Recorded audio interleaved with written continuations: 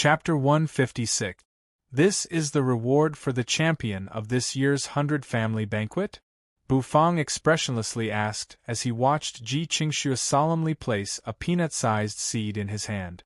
Wasn't this just a peanut-sized seed? Bufang resisted the urge to fling his shoehorn at Ji Qingxue's handsome face.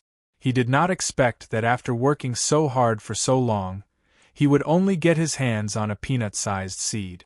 He did not know what to say anymore. Looking at the pitch-black seed, it seemed a little old and shabby, and its surface was densely covered with strange and thin patterns, like a mysterious formation. But in the end it was still just king seed. Owner Bu, this is an extremely important treasure of our Light Wind Empire's imperial palace.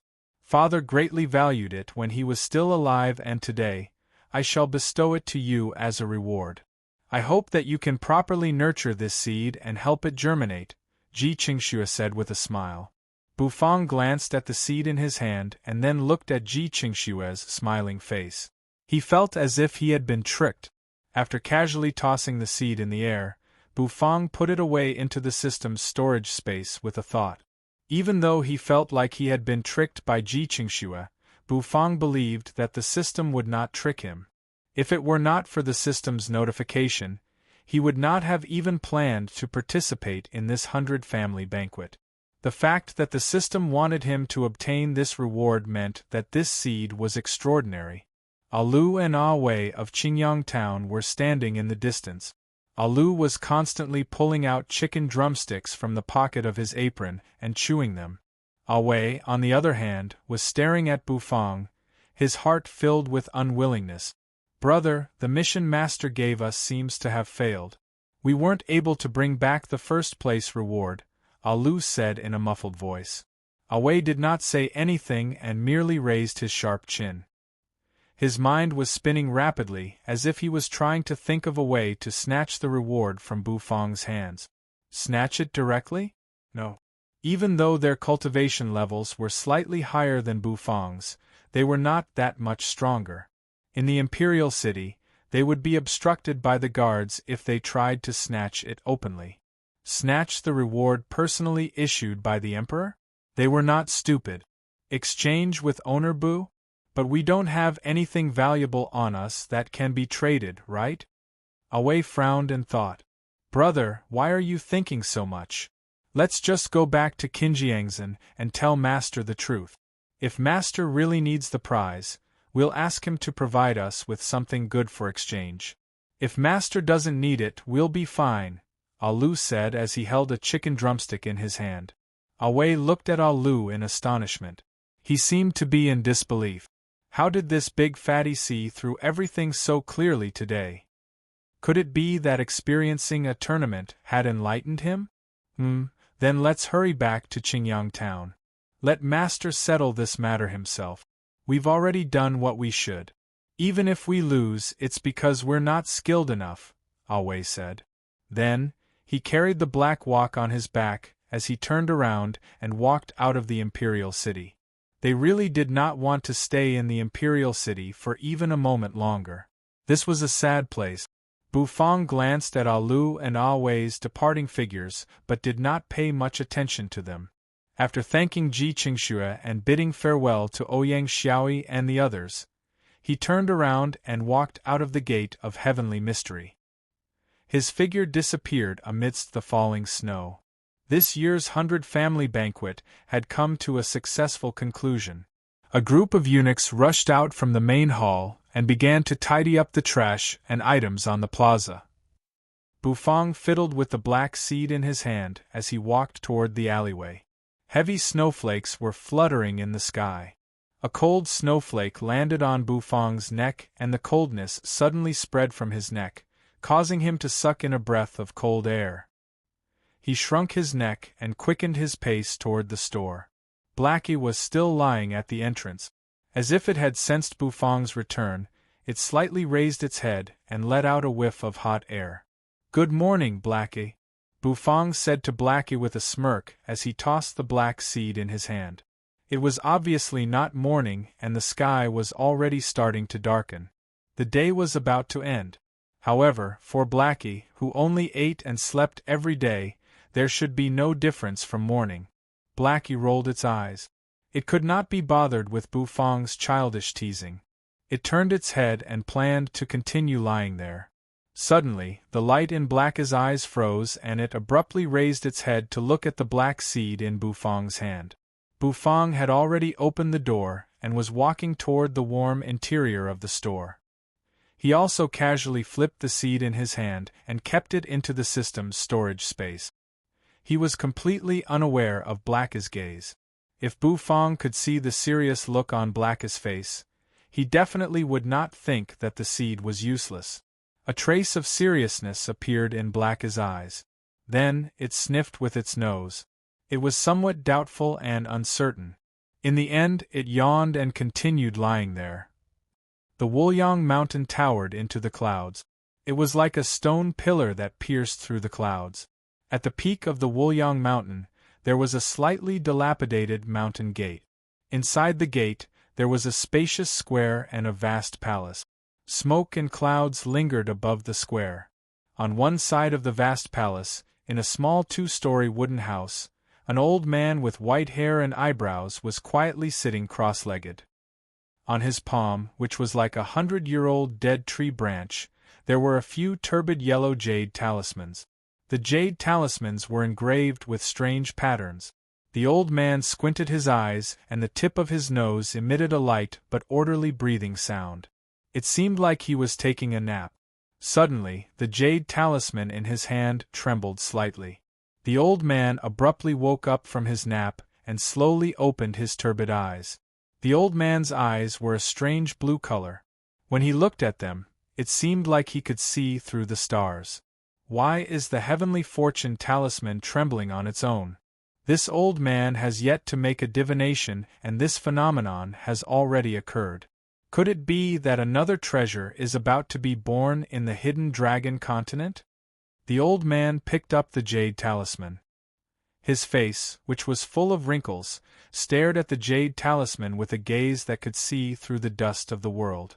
The old man casually pointed at the jade talisman, and the jade talisman immediately settled down. It was quietly held in the palm of the old man's hand. The old man stood up and walked to the window of the small wooden house while trembling.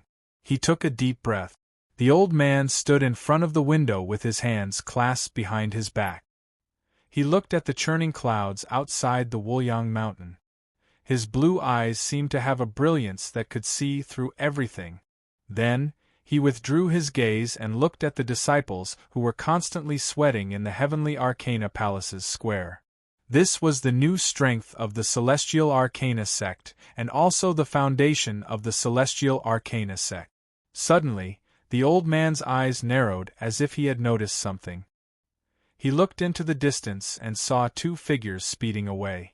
The former was an old man who was dressed in sloppy clothes and had a face full of gray beard. The old man held a wine gourd in his hand and quickly moved across the square as if the ground had shrunk to an inch. Behind the old man was a beautiful woman who wore a white gauze dress.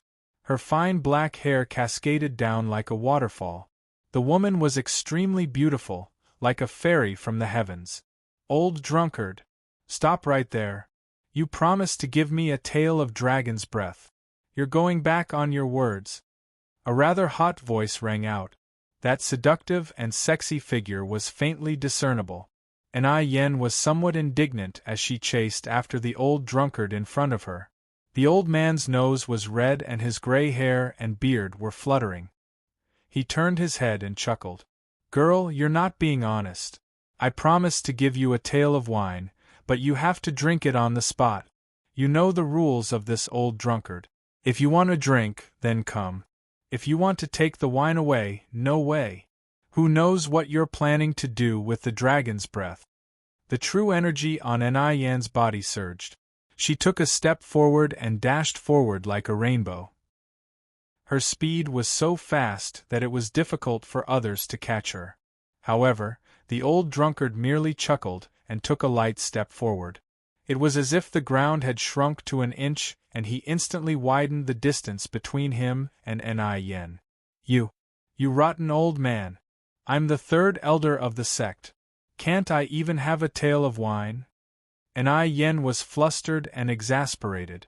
Oh, I really can't. I don't care if you're the third elder of the sect.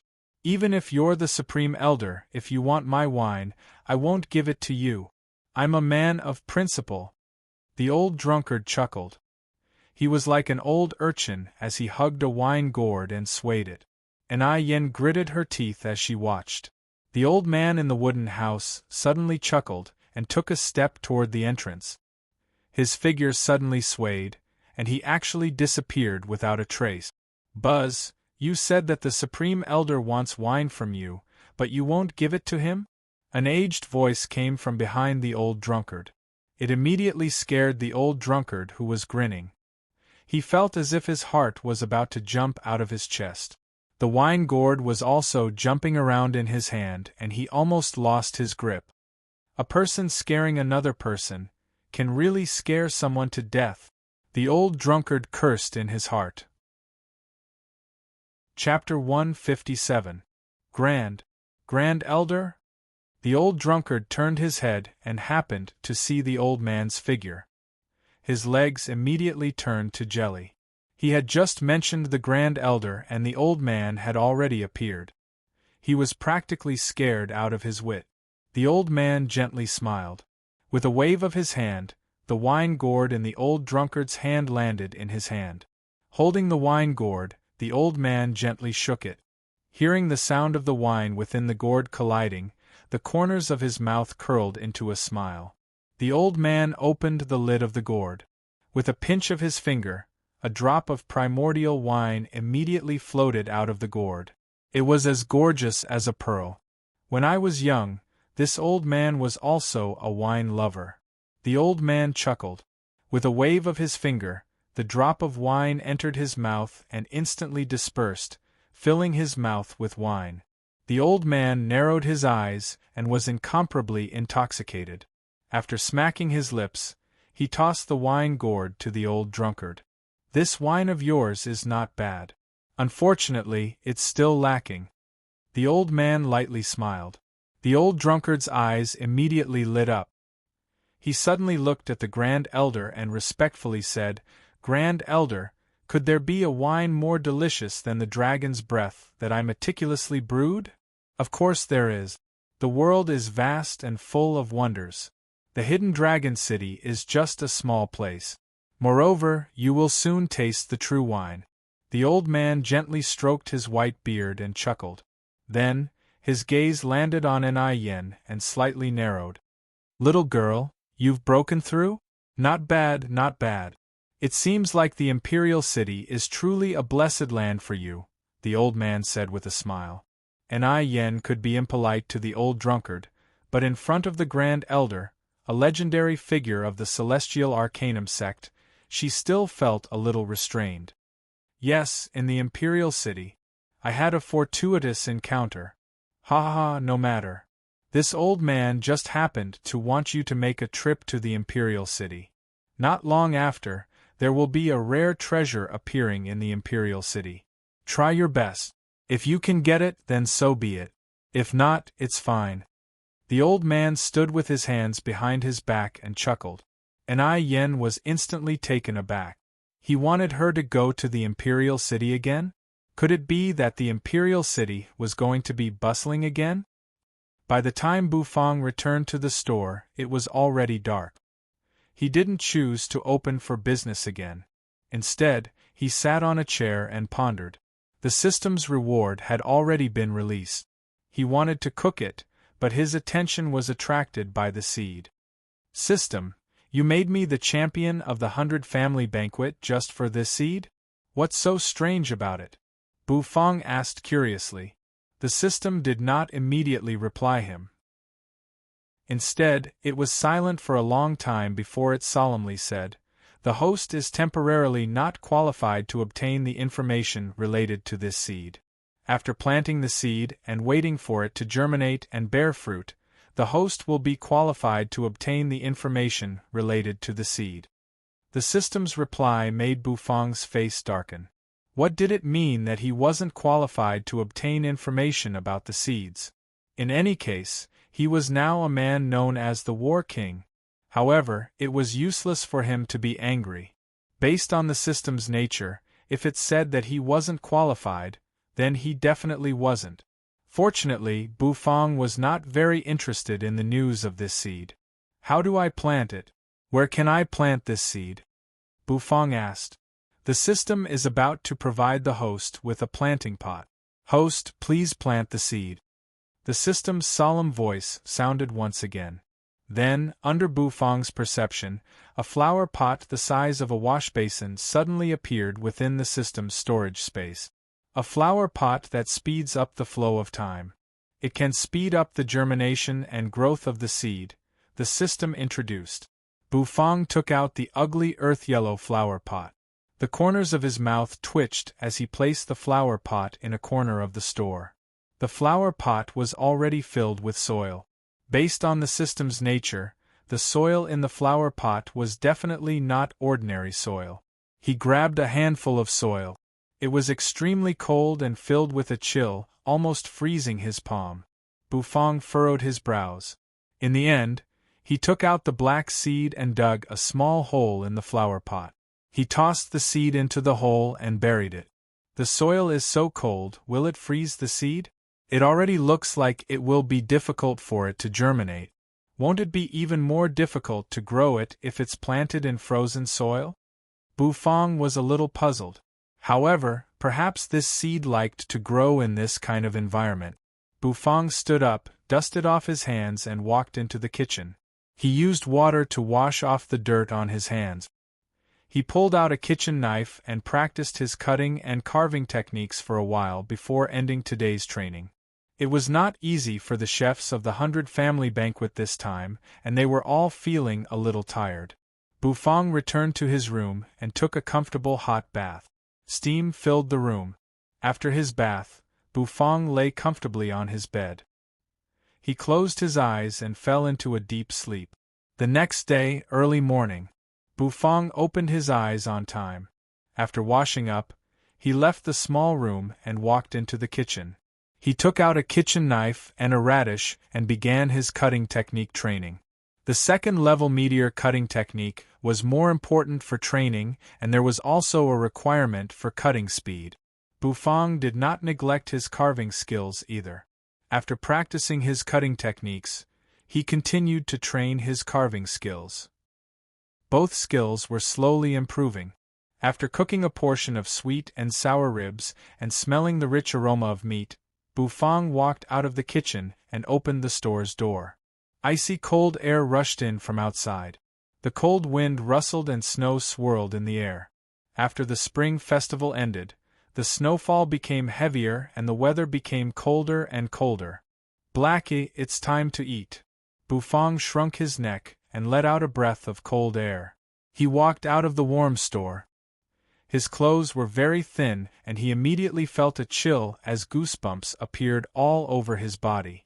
Blackie was not bothered by the cold at all. In its eyes there was only the sweet and sour ribs. It stuck out its tongue and breathed out hot air in high spirit.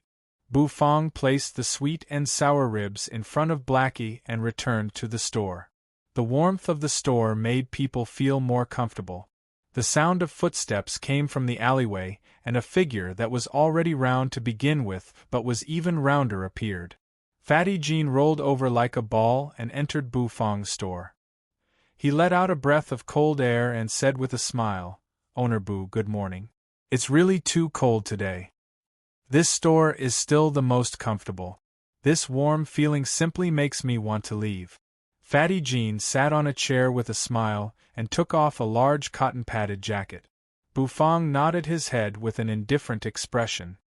"Oh right, Owner Bu, yesterday's rainbow-colored crescent moon dumplings can only be described with the word wonderful. It was so delicious that Jean, almost swallowed my tongue. I've never eaten such delicious food before. I wonder if the store sells it?" Fatty Jean asked. Bufang froze for a moment, then subconsciously looked at the menu. Sure enough, the name of a dish had appeared on it. Rainbow-colored water dumplings, 100 crystals per serving. Fatty Jean grinned and could not help but say, 100 crystals per serving. Owner Bu, isn't this too expensive? These dumplings are all made with ordinary ingredient. It doesn't make sense for them to be so expensive. Every dish in Bufang's store was condensed with dense spirit energy, and the taste was unprecedentedly good.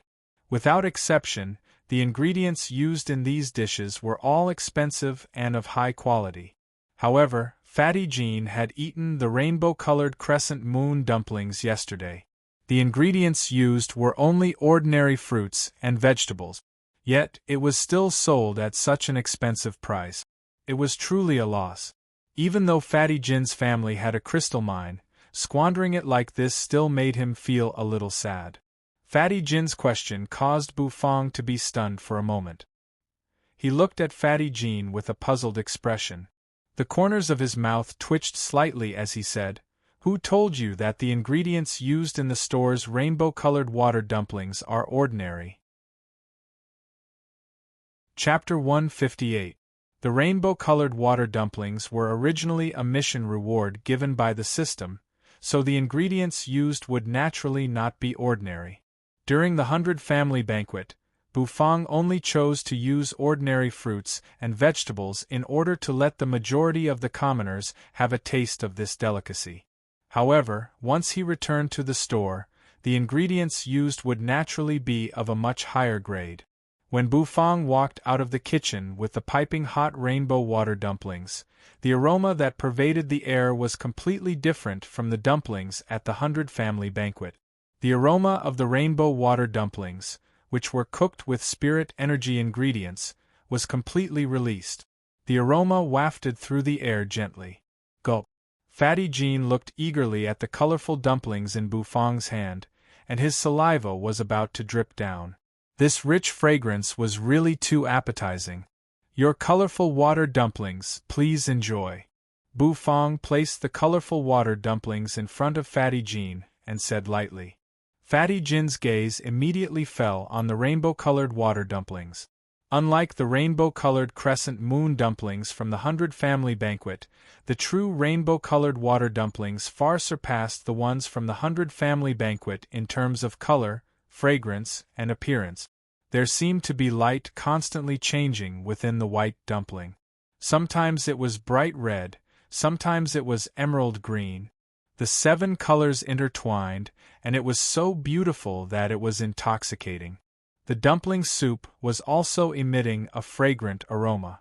It seemed to be made from the meat of a spirit beast and was filled with spirit energy.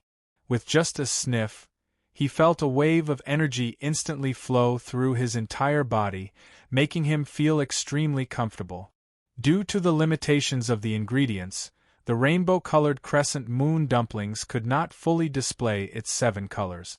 At that time, I used a trick to store the fragrance, and with the help of the true energy refraction, it was able to display the 7-colored luster.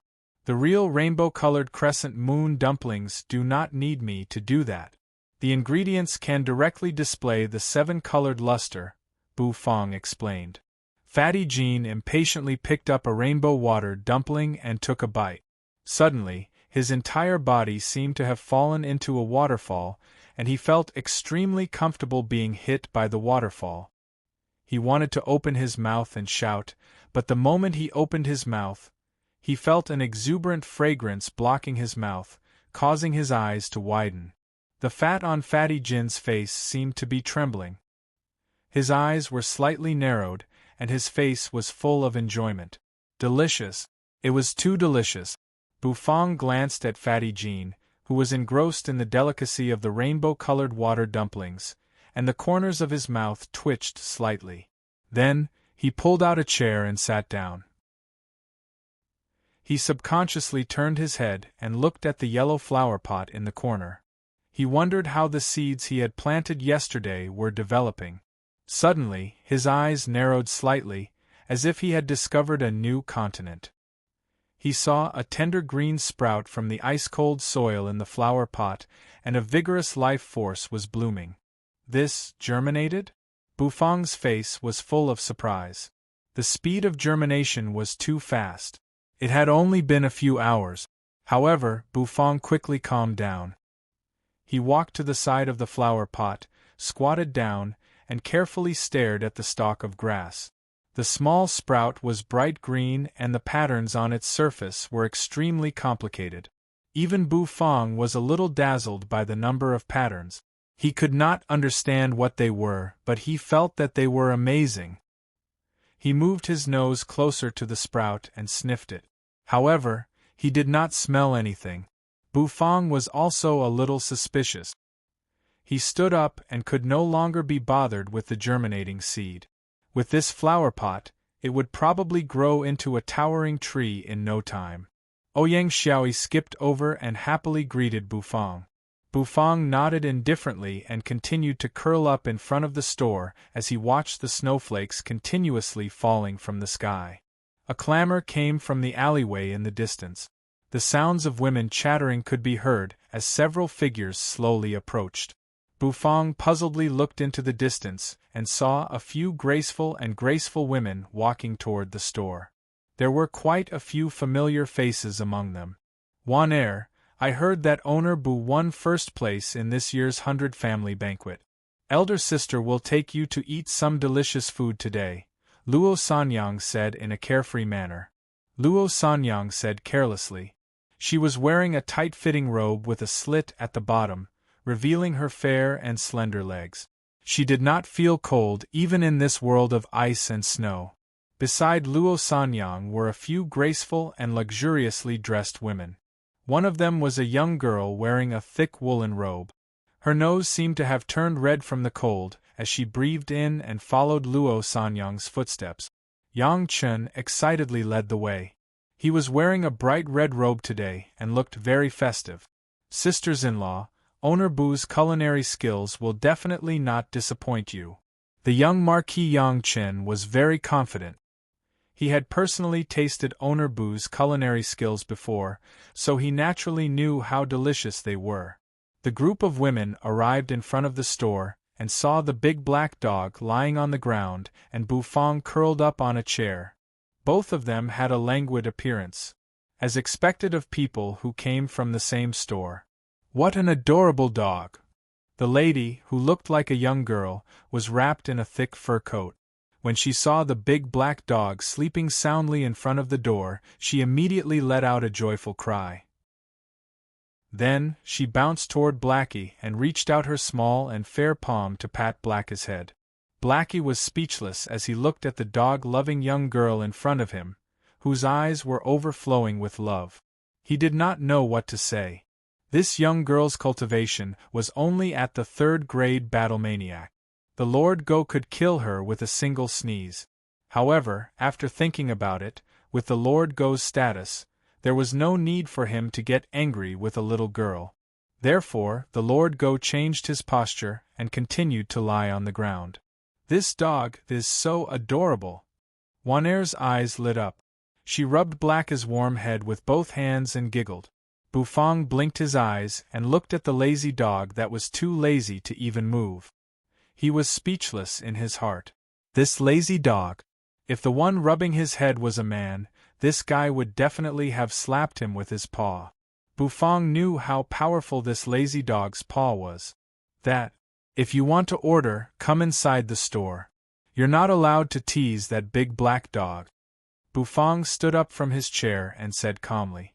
Even though he did not know if the lazy dog would get angry, it was better to lure this woman away. Luo Sanyang glanced fearfully at the black dog. When she saw Wan Er rubbing the dog's head, her heart almost leaped out of her chest. Wan Er might not know the identity of this black dog, but how could she, Luo Sanyang, not know? This black dog was the rumored supreme beast in the imperial city. It was a supreme beast that could torture Wan Er 1,000 times with a single sneeze. Should I call this girl silly or bold? Luo Sanyang didn't know whether to laugh or cry. Seeing that Blackie wasn't in the mood to argue with Wan Er, she let out a long sigh of relief. She pulled Wan Er, who was reluctant to leave, and stepped into the store. The store was very warm and comfortable.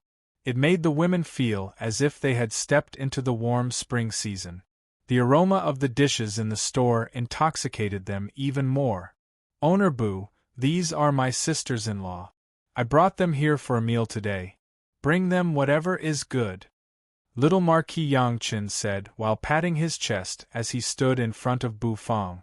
Bufang expressionlessly glanced at Yangchen, then glanced at the group of women. The corner of his mouth twitched. The dishes in the store are all delicious. Order whatever you want to eat, Bufang said calmly. These words made Yangchen look slightly awkward. The dishes in Owner Bu's store were all exquisite. If I serve them all, fine. Yangchen pinched his money pouch and sniffled. I'd better not show off. Luo Sanyang immediately laughed with her hands on her hip. Wan-er and the others also covered their mouths and chuckled. Then, the crowd looked at the menu behind them. After a moment of silence, they started chattering. Chapter 159. Wan-er, what do you want to eat? Hurry up and tell Owner Bu. Luo Sanyang carelessly held Wan-er's petite shoulders and said with a smile. Now that only Wan-er was hesitating, she could not help but remind her. Wan-er shyly glanced at the menu, as if she was too embarrassed to say anything. The dishes on the menu were all delicious. She wanted to order all of them, but wouldn't it have a bad influence if she did so? Owner Bu. That spirit turtle egg tart. What is it? Is it delicious? Wan-er asked in a soft voice. Her voice was very gentle, like the gentle voice of a next-door girl. Bufang was slightly taken aback. Spirit turtle egg tart? Wasn't that a new dish? He had never checked the system reward for completing the first-place mission of the 100 Family Banquet. He did not expect it to be on the menu. Spirit turtle egg tart, it's the spirit turtle egg tart. It's very delicious, Bufang indifferently said as he glanced at Wan-er. Wan-er's eyes immediately lit up. She realized that none of the older sisters around her had ordered this egg tart, so she was somewhat tempted. Then give me a spirit turtle egg tart, Wan-er said as she pointed at the egg tart on the wall with her slender jade-like hand. Bufang softly grunted and told her to wait for a moment before turning around and entering the kitchen. Yangchen, on the other hand, led his sisters-in-law to the dining table as if they were very familiar with each other. The decorations and layout of the store were very comfortable and satisfied his sisters-in-law. Yangchen's heart was also dripping with cold sweat. Each of his sisters-in-law was incomparably valiant and their cultivation levels were not weak. Oh, except for his second sister-in-law, Wan-er, who was a shy and timid young lady. Today, Yangchen brought 4 sisters-in-law with him. 3 of them were his biological sisters-in-law, and 1 was his cousin's sister-in-law. They were all the wives of the Yang clan's men, and were very outstanding in both the living room and the kitchen.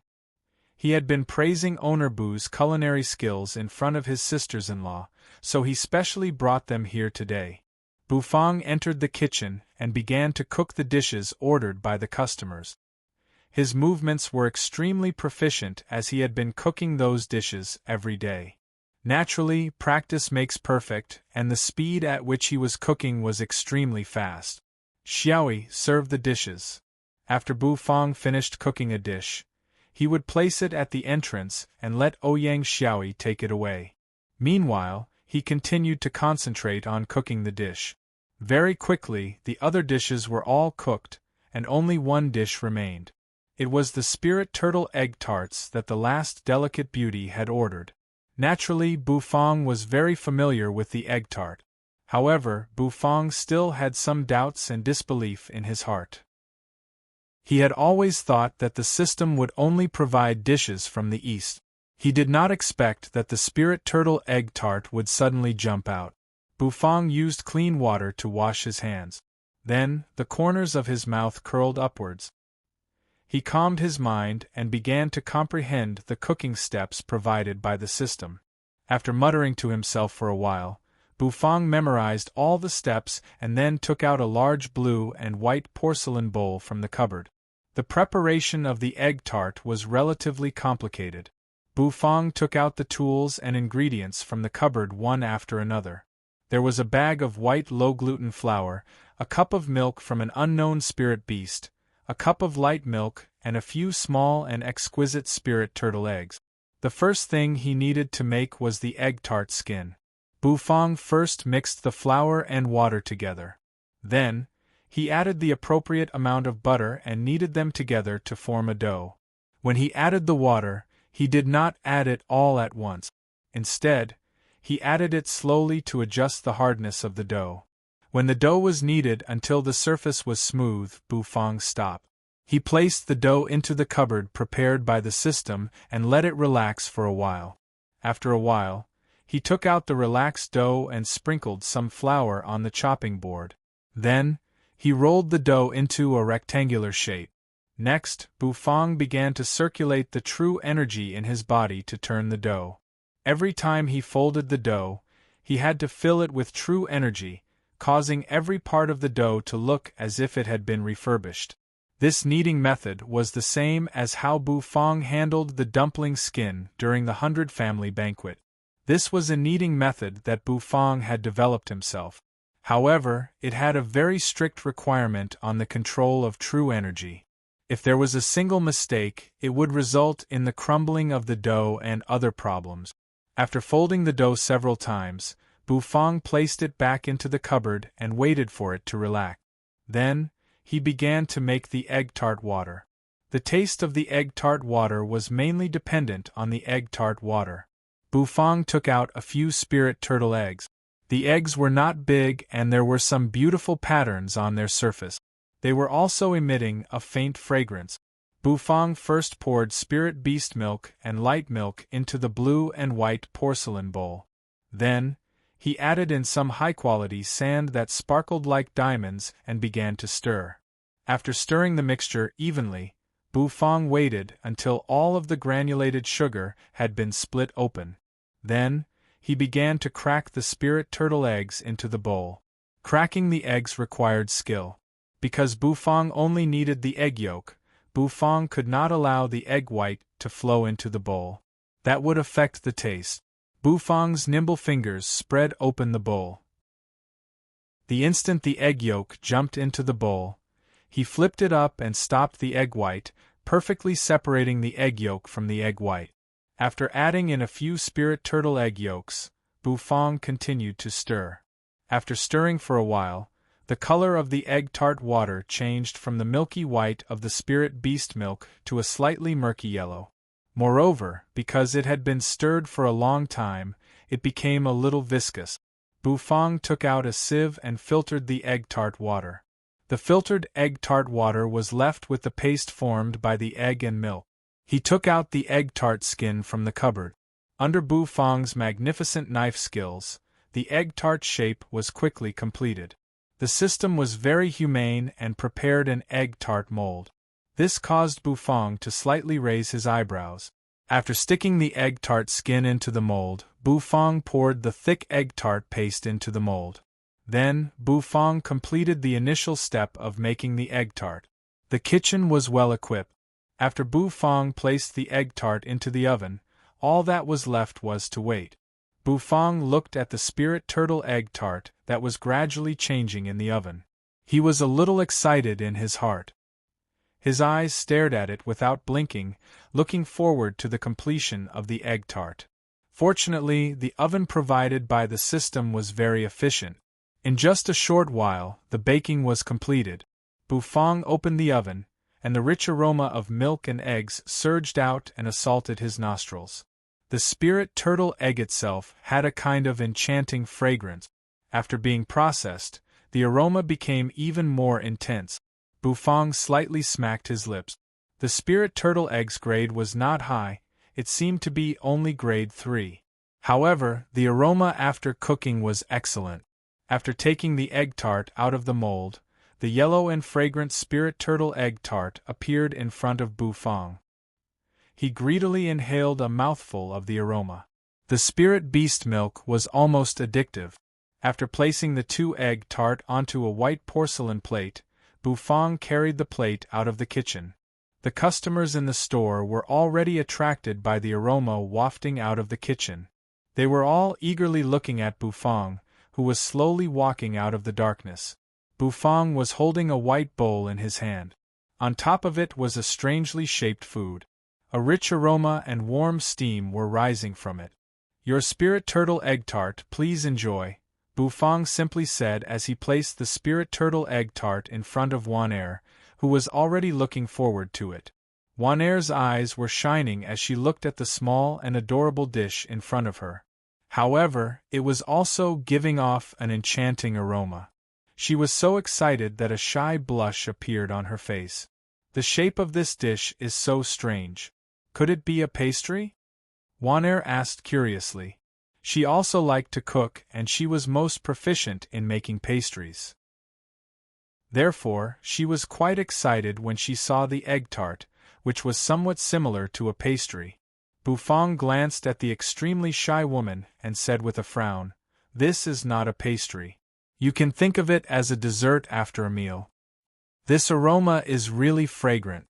It's not something a pastry can compare to. A dessert after a meal? I'm really looking forward to it." Wan'er's eyes narrowed as a blush appeared on her face. "Wan'er, are you going to eat it?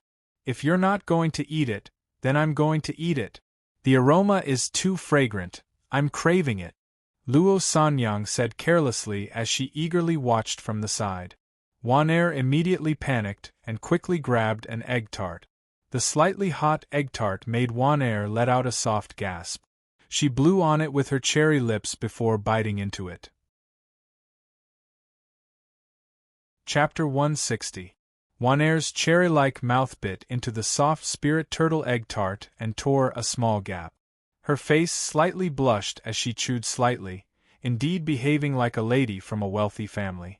The more she chewed, the wider Wan'er's eyes became.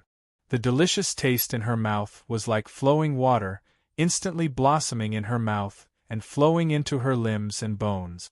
The rich milky fragrance surrounded her, making her feel as if she was in the midst of a herd of spirit beasts. A cool breeze brushed past as the spirit beasts quietly nibbled on the green grass. Aha! After swallowing the egg tart, a strange feeling instantly spread throughout her body, causing Wan'er to involuntarily moan. Her pretty face became even redder as if she was drunk.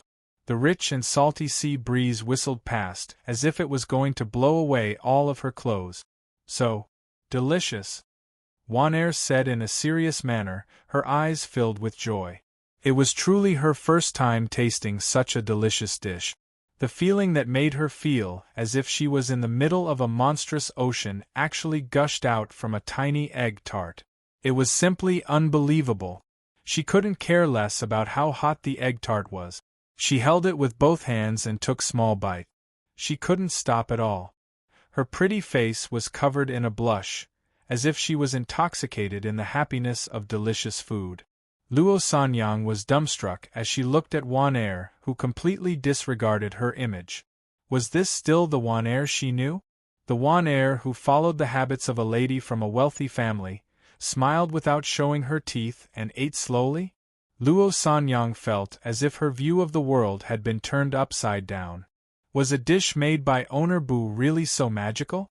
Yang Chen was also eating his sweet and sour ribs, while curiously looking at the intoxicated Wan'er. This was not the second sister-in-law he knew. Bufang had never tasted this egg tart before, and it was also his first time making it today, so he did not know how Wan'er was feeling at the moment. However, from the looks of it, the taste of the egg tart should be pretty good. The corners of Bufang's mouth twitched, then he let out a long breath and found a chair to sit down on to rest for a while. After Wan'er finished one egg tart, she immediately grabbed another one. She exhaled through her cherry lips and then continued eating. She had completely lost the graceful and elegant demeanor of a young lady from a wealthy family. At this moment, she looked just like a foodie who had eaten her favorite food. Just like that, Wan'er finished the 2 egg tarts in front of Luo Sanyang and Yang Chen's dumbfounded gazes. The two of them couldn't help but stare at her with their mouths agape. "I'm done. Owner Bu, this spirit turtle egg tart is really delicious." Wan'er clasped her hands together and bowed to Bufang.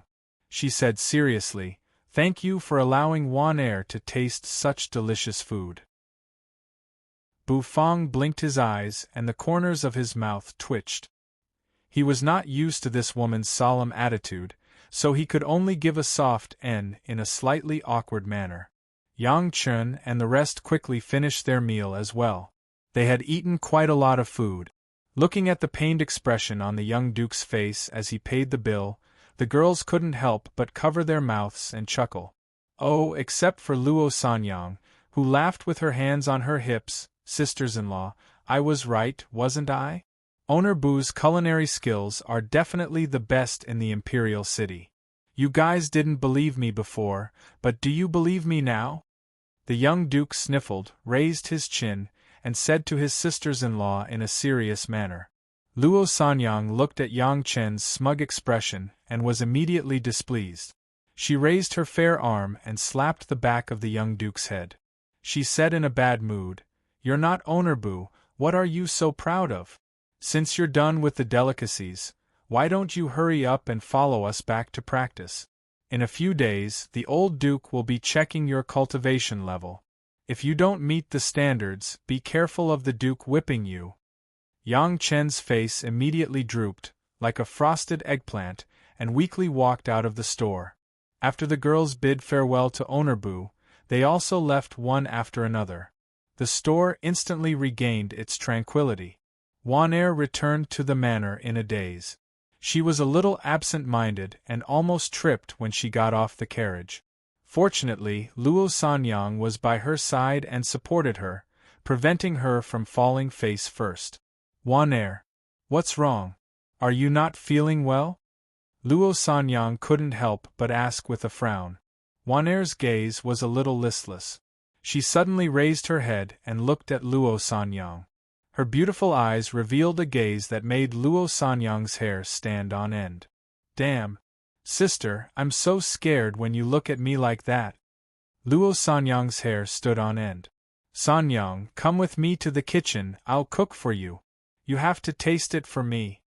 Wanair put her palms together and said pitifully. Luo Sanyang was taken aback for a moment. Then, she was directly dragged into the manor's kitchen by Wanair. "Little Chun, remember to practice. Sister-in-law will come and check on your progress later." Luo Sanyang did not forget to call out to Yang Chen before she was dragged away. Bang!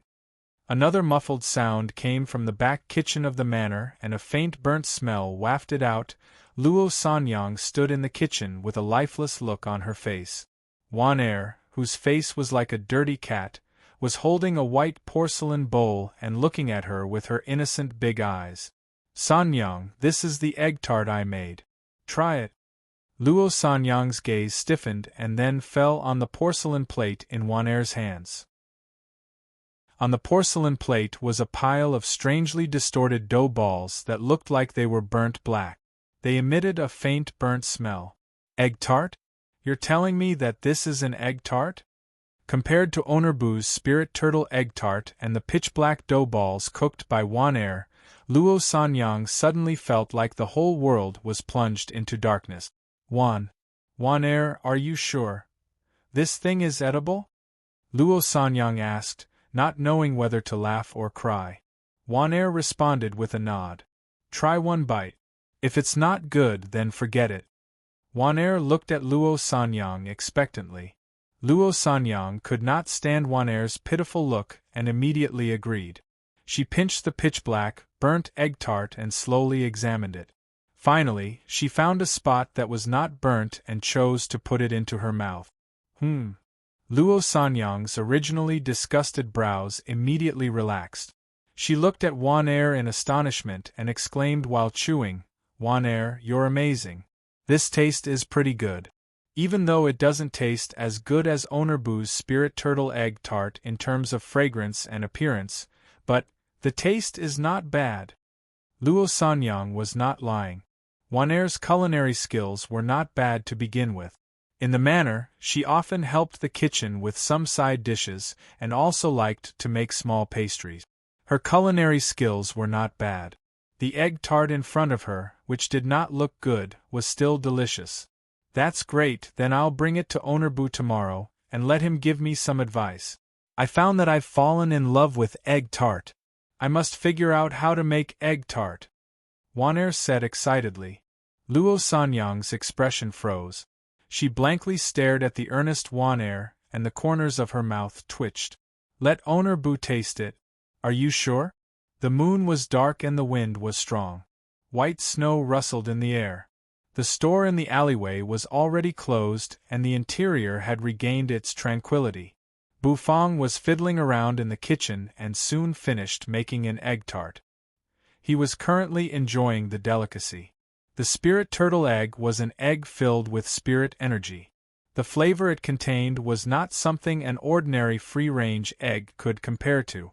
After eating this egg tart, he felt as if he was immersed in the ocean. This egg tart does taste pretty good. However, isn't it a little too half-hearted as a reward this time? The spirit turtle egg tart was indeed delicious. However, he had spent so much effort to obtain first place in the 100 family banquet this time. In the end, he only received this dish as a reward. It was obvious that he had suffered a loss. The egg tart was delicious, but it could only be regarded as an after-meal dessert. Could it be that the reward is so shabby because I didn't complete the previous abrupt mission? Bufang muttered to himself as he furrowed his brows. The previous system mission required Bufang to research and brew a wine that surpassed Dragon's Breath. According to an Yen, that Dragon's Breath should have gone through many difficult processes before it was produced. It was definitely going to be very difficult to surpass. Bufang pondered as he walked toward his room. It was time to go to bed on time and maintain the sleep of the god of cooking.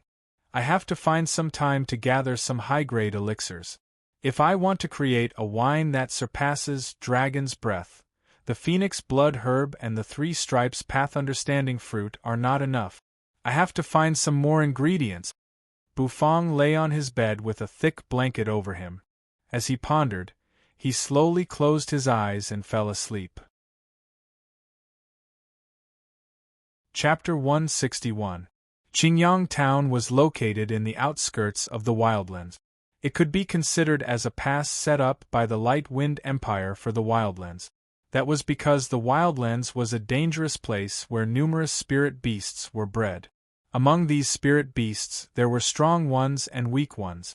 The strong ones could reach an unimaginably terrifying realm, while the weak ones were only 3rd or 4th grade spirit beasts. The outskirts, the inner layer, and the center were like 3 huge circles surrounding the wildland. The number of spirit beasts living inside was uncountable. As a small town that guarded the entrance to the wildlands, Qingyang Town naturally had to bear the pressure brought by the spirit beasts in the wildlands. Once the number of spirit beasts increased, many disasters would emerge. For example, a raging tide of spirit beasts.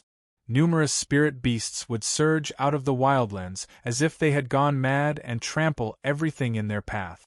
This was definitely a disaster for Qingyang Town. Only those with true strength would be able to survive this raging tide of spirit beasts. Qingyang Town was one such small town where the strong gathered. Everyone who survived here possessed a powerful cultivation level. Most of them were adventurers from the Hidden Dragon continent. Not only did they come from the Light Wind Empire, there were also people from other small countries. The reason they gathered here was to use the wildlands as a training ground and also a place to obtain crystals. By hunting spirit beasts, one could use the corpses of spirit beasts to exchange for crystals. Every spirit beast's body was a treasure and could be exchanged for many things. This was profit. Driven by profit, even in the face of a terrifying tide of spirit beasts, there would still be people who would come wave after wave. Qingyang Town's #1 restaurant. This was the only restaurant in Qingyang Town. It was a 2-story building and the first floor was extremely spacious. There was an endless stream of people coming and going. The aroma of wine and dishes filled the air and intertwined with each other. Shouts and laughter also rose and fell. In short, it was a lively scene. Oh my, Alu and Awei are back? How was it? Did you complete the old man's mission? Alu, who was gnawing on a chicken drumstick, and Awei, who was carrying a black wok on his back, stepped into the restaurant. Just as they entered, a beautiful woman with a voluptuous figure and extremely revealing clothes walked over while swaying her waist and giggling. "Aunt Yu, we've lost. The imperial capital of the Light Wind Empire is indeed the capital of a country. There are indeed crouching tigers and hidden dragons. Big Brother has even used his trump card, but we still lost." Alu took out a chicken drumstick from the pocket of his apron and took a bite. He chewed loudly as he spoke to the enchanting beauty in a muffled voice. Awei's face darkened. He only glanced at the enchanting beauty and did not say anything. Indeed, he had nothing to explain. A loss was a loss. He could only blame himself for not being skilled enough. A trace of astonishment immediately appeared on the charming face of the enchanting woman who was addressed as Aunt Yu. With Alu and Awei's culinary skills, they actually lost to the Empire's 100 family banquet? Could it be that the standards of the chefs in the Light Wind Empire had become so terrifying? Alu and Awei were taught by that old man. "It's okay. It's good that you lost. Otherwise, the two of you will always think that your culinary skills are invincible. It's not a bad thing for you." Aunt Yu chuckled. Her magnificent breasts immediately surged and caused the eyes of many of the surrounding customers to light up. Awei and Alu's expressions immediately darkened. They glanced at their surroundings and secretly snorted as they walked toward the second floor of the restaurant. They stepped onto the second floor. As they stepped on the seemingly ancient and worn-out floorboards, creaking sounds rang out incessantly. The light gradually dimmed as the two of them walked through the floor with familiarity. Soon, they arrived in front of a small room. Awei respectfully knocked on the door. The arrogance that had always been on his face disappeared. "Come in." When an elderly voice came from inside the room, the two brothers looked at each other and stepped into the room. Master, Alu and Awei lowered their heads and softly called out to a gray-robed elder in the room. The elder was sitting on a sandalwood rocking chair. He held a fan made from the feathers of an unknown spirit beast in his hand and gently waved it, creating a cool breeze. "Lost? You didn't obtain the prize?" There seemed to be a hint of a smile in the elder's words, causing Awei to feel a wave of embarrassment. Before they set off, he had solemnly vowed that he would definitely bring back the prize. In the end, he returned in a crushing defeat. This old man once said that the hidden dragon continent is vast and boundless. Your horizons are merely a well. When you sit in the well and observe the world, you will feel as if you are sitting on the entire world. However, in reality, you are merely entertaining yourselves in a small place. The gray-robed elder stopped rocking the chair and said in an indifferent manner. Then, the elder stood up from his seat and his gaze fell on the two brothers. His wrinkled face slightly trembled as he chuckled and said, "It's fine. You don't have to blame yourselves. Just treat this as a training for you. A single failure is nothing.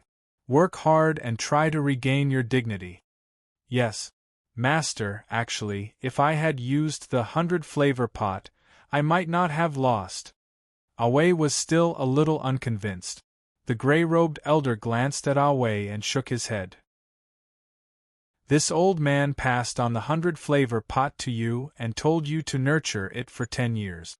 If you use it in advance, it would be equivalent to losing your essence and spirit. So what if you win? What you lose is far greater than what you gain. You should be glad that you didn't use the 100-flavor pot." "Alu, describe to me what would have happened if you had lost," the elder said in an indifferent manner. Alu was stunned for a moment. He subconsciously reached out his hand to grab a chicken drumstick. However, after thinking about it, he gave up and began to seriously describe what would have happened. The elder quietly listened and soon finished listening to Alu's description. Rainbow-colored crescent moon dumplings? Using ordinary ingredients to create a delicacy that could defeat Awei's dish? The elder narrowed his eyes and a hint of seriousness appeared on his face. When did such an amazing chef appear in the Light Wind Empire? For a delicacy made from ordinary ingredients to suppress a delicacy made from ingredients with spirit energy, one must completely bring out the taste and texture of the ingredients to the extreme. This is an extremely difficult task for any chef. Crunch, crunch, master. In the end, that prize was also won by that owner, Boo, Alu said in a muffled voice as he bit into a chicken drumstick. The elder nodded, then clapped his hands and chuckled. I didn't expect that there would be someone in the Light Wind Empire who would dare to compete with me, the ghost chef. This old man suddenly wants to meet this owner, Boo. Awe was stunned for a moment. Then, his pupils constricted. Could it be that his master was going to personally make a move? The seed of the 5 stripes path understanding fruit tree. If I could raise it, how much of a commotion would it cause? The elder muttered to himself. The morning star had just peeked out. Sunlight pierced through the clouds and shone on the ground, illuminating the earth with a golden hue. It was no longer snowing, but the temperature was still as chilly as ever. As usual, Bufang first cooked a plate of sweet and sour ribs for Blackie. Then, he began to practice his knife and carving skills, as well as his culinary skills. Since his goal was to become the god of cooking at the top of the food chain in the fantasy world, he naturally could not slack off in the slightest. Daily practice was essential, because practice could slowly improve his culinary skills and solidify his foundation. Within the earth-yellow flower pot, the greenery was already growing taller and taller. Yesterday it was just a bud, but today it was already as tall as a finger. It was indeed quite magical. The emerald green leaves were densely covered with mystical patterns, dazzling even Bufang's eyes. Just what kind of seed is this? Could it be that something good will grow out of it? Bufang stretched out his finger and pointed at the emerald green leaves, muttering to himself in confusion. Then, he stood up and opened the store's door. Boss Jean rushed in with his army of fatties. Bufang was already familiar with these fatties, so he quickly entered the kitchen and came out after he was done cooking. Ouyang Xiaoyi came with the Xiao siblings.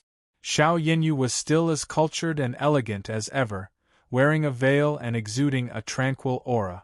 Behind Xiao Yinyu and the others, Luo Sanyang and a somewhat bashful figure also rushed in. This slightly surprised Bufang. Owner Bu, Wanair is looking for you. Do you have time?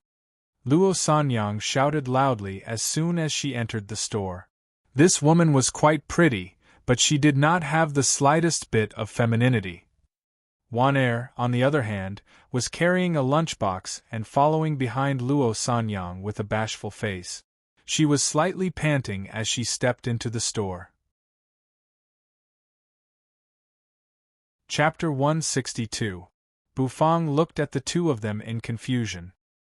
He was already used to Luo Sanyang's careless manner, but why was Wanair carrying a lunchbox into his store? Bufang looked at the two of them suspiciously, then twitched the corner of his mouth and said, I don't have time. Luo Sanyang's expression suddenly froze. Her handsome eyebrows instantly knitted together. What did you say? It's business hours now. Of course I don't have time. If you're here for a meal, I welcome you. If you're here to look for me, please wait until business hours are over. Bufang directly ignored Luo Sanyang's dissatisfied gaze, turned around and walked toward the kitchen. Hey, you brat. Luo Sanyang was exasperated. She naturally knew about Bufang's rules, but Bufang's manner made her feel uncomfortable. Who in the imperial city dared to speak to her like that? Sanyang, let's not rush. Owner Bu is right. It's business hours now, we shouldn't disturb others during their business hours. Wanair quickly pulled back Luo Sanyang, who seemed to be about to go berserk. Her little face was flushed with anxiety. Under Wanair's pleading gaze, Luo Sanyang finally snorted. In fact, she was not angry. She just couldn't stand the way Bufang behaved. I'll listen to Wanair. Let's eat in this brat's store first. Even though that brat has a bad temper and is arrogant, the taste of his dishes is truly delicious, Luo Sanyang said. She was looking around the store, trying to find the right spot. Come and sit here. Xiao Yinyu stretched out her fair and slender arm, waved at the two of them and said softly, "Oh Yinyu, little girl, you're here too." Luo Sanyang's eyes suddenly lit up when she saw Xiao Yinyu and her brother. She pulled Wan Er over and sat beside Xiao Yinyu. "Oh, Xiao Xiaolong, you sissy are here too. What a coincidence." When Xiao Xiaolong heard Luo Sanyang's words, he was so angry that he almost spat out a mouthful of blood. Every time Luo Sanyang saw him, she would call him sissy. This was simply infuriating. Coincidence? Coincidence, your sister? Xiao Xiaolong snorted, turned his head away, and ignored Luo Sanyang. "Xiaoyi, serve the dishes." Bufang's voice came from the kitchen, and the rich aroma of the dishes lingered in the air, causing everyone to be slightly intoxicated. When Xiaoyi heard this, she bounced over to the window and took the piping hot dishes away. The store was once again immersed in a frenzy for delicacies. Everyone was eating with relish. After most of the customers had finished their food, paid the bill and left, the store finally began to slowly return to its desolate state. "Owner Bu, you should be free now, right?" Luo Sanyang asked grumpily, stroking her slightly bulging belly. "Bu bu bu ti bu es bu su." He wiped his en bu, Fong said. "Why bu while? Say it. What is it?" "I can't guarantee that I can complete any ordinary task," Bu Fong said calmly. Luo Sanyang raised her eyebrows again, but she was too lazy to argue with Bu Fong. She pulled Wan Er over and said, "Wan Er is the one looking for you." Bu Fong was stunned. He looked at the shy and blushing woman in front of him, not understanding why she was looking for him. Wan Er seemed to have mustered up a lot of courage as she placed the lunchbox in front of Bu Fong and solemnly said, "Owner Bu. I went back yesterday and tried making Owner Bu's egg tarts, so I want to let Owner Bu have a taste today." This woman went back to make egg tarts yesterday? Bu Fong was taken aback. He glanced at the woman in astonishment and seemed to be in disbelief.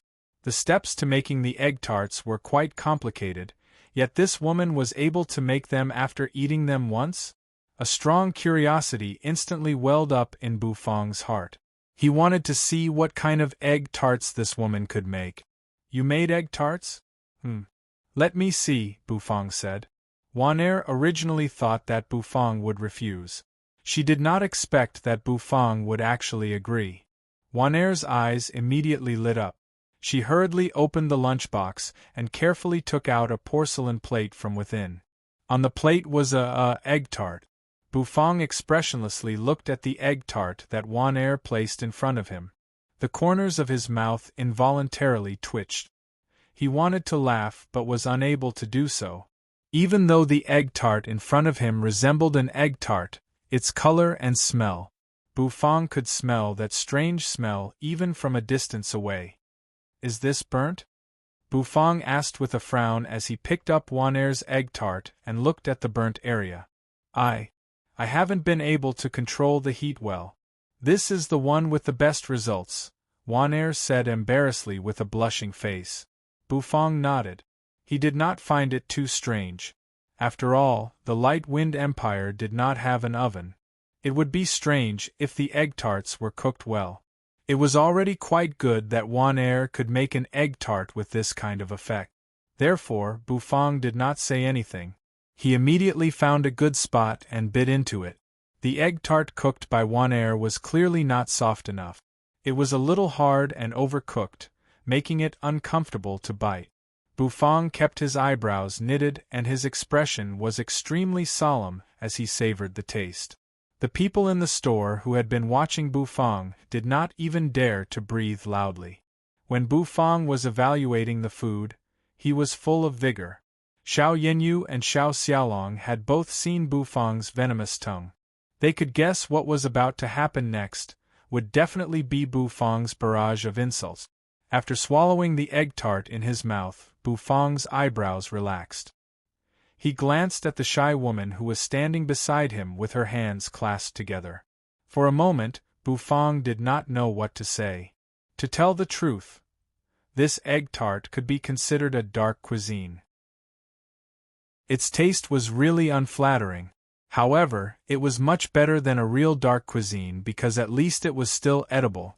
However, strictly speaking, this egg tart could be said to be worthless. It was incomparably trash.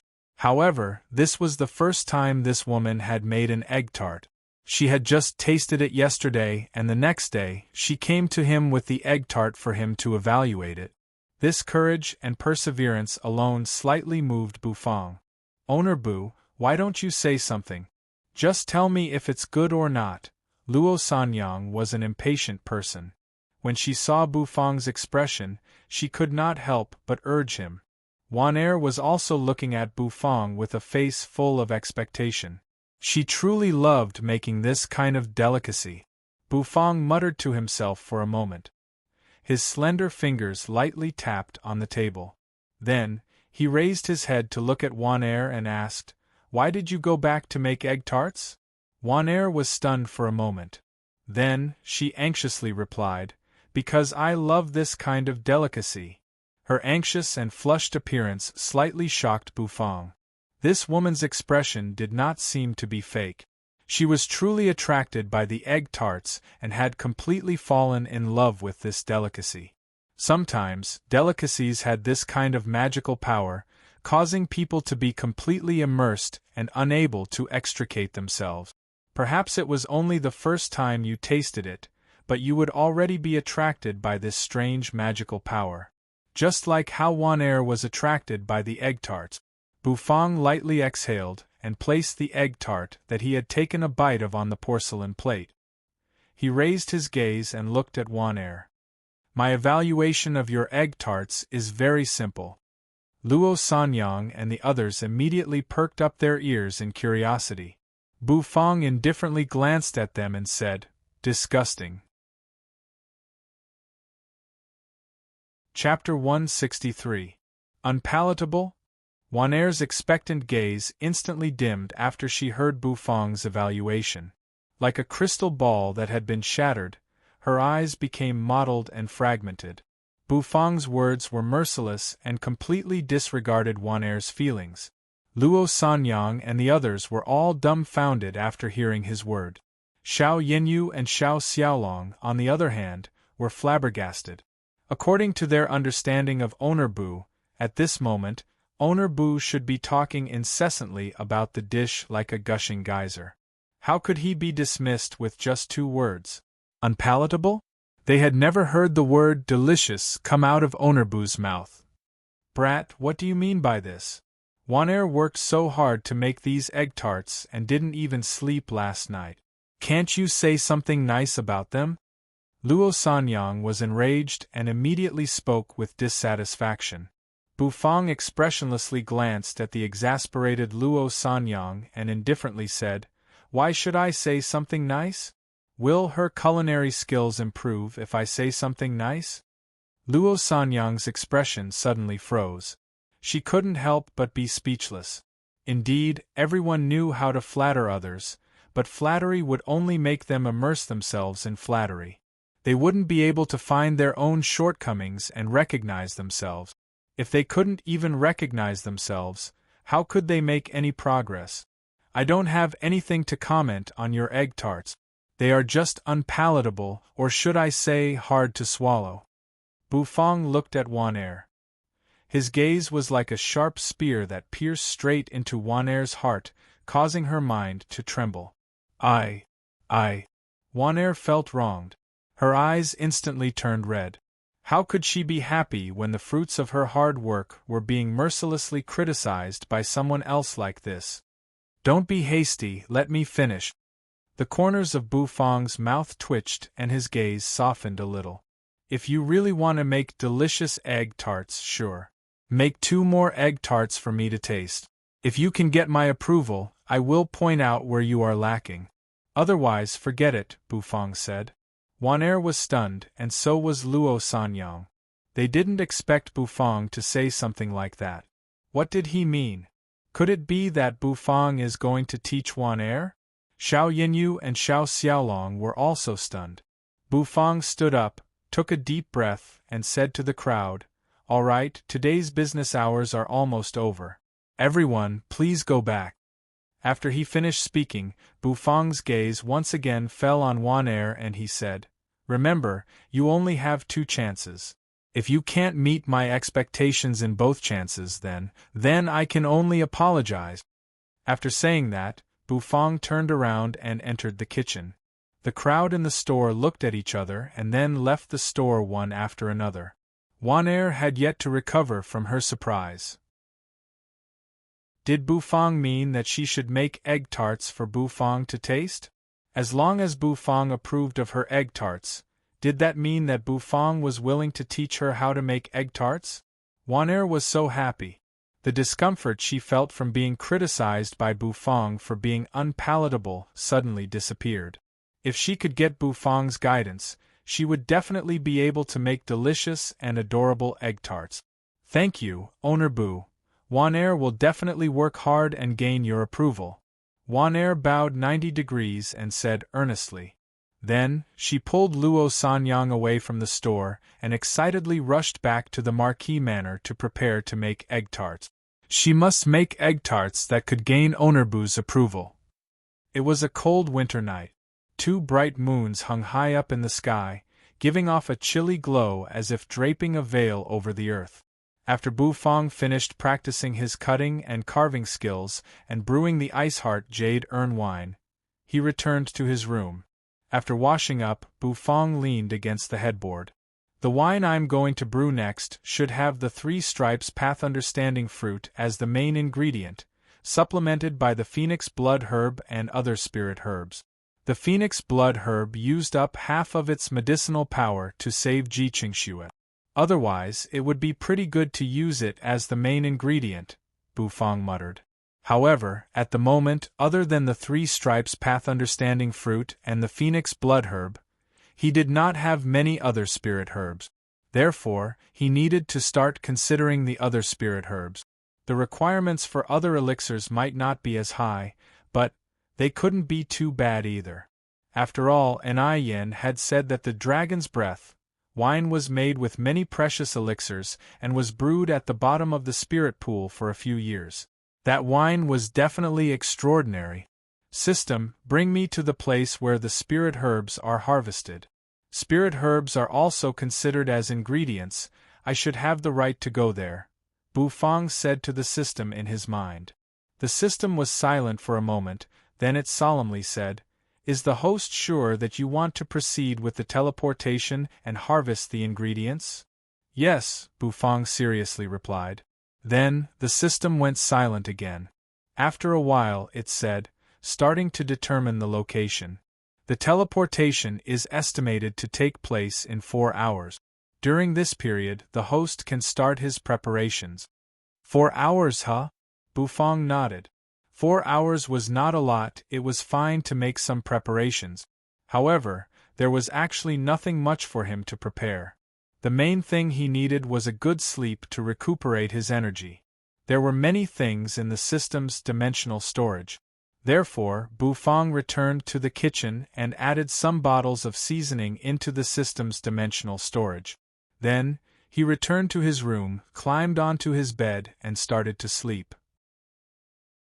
He slept for 4 hours straight.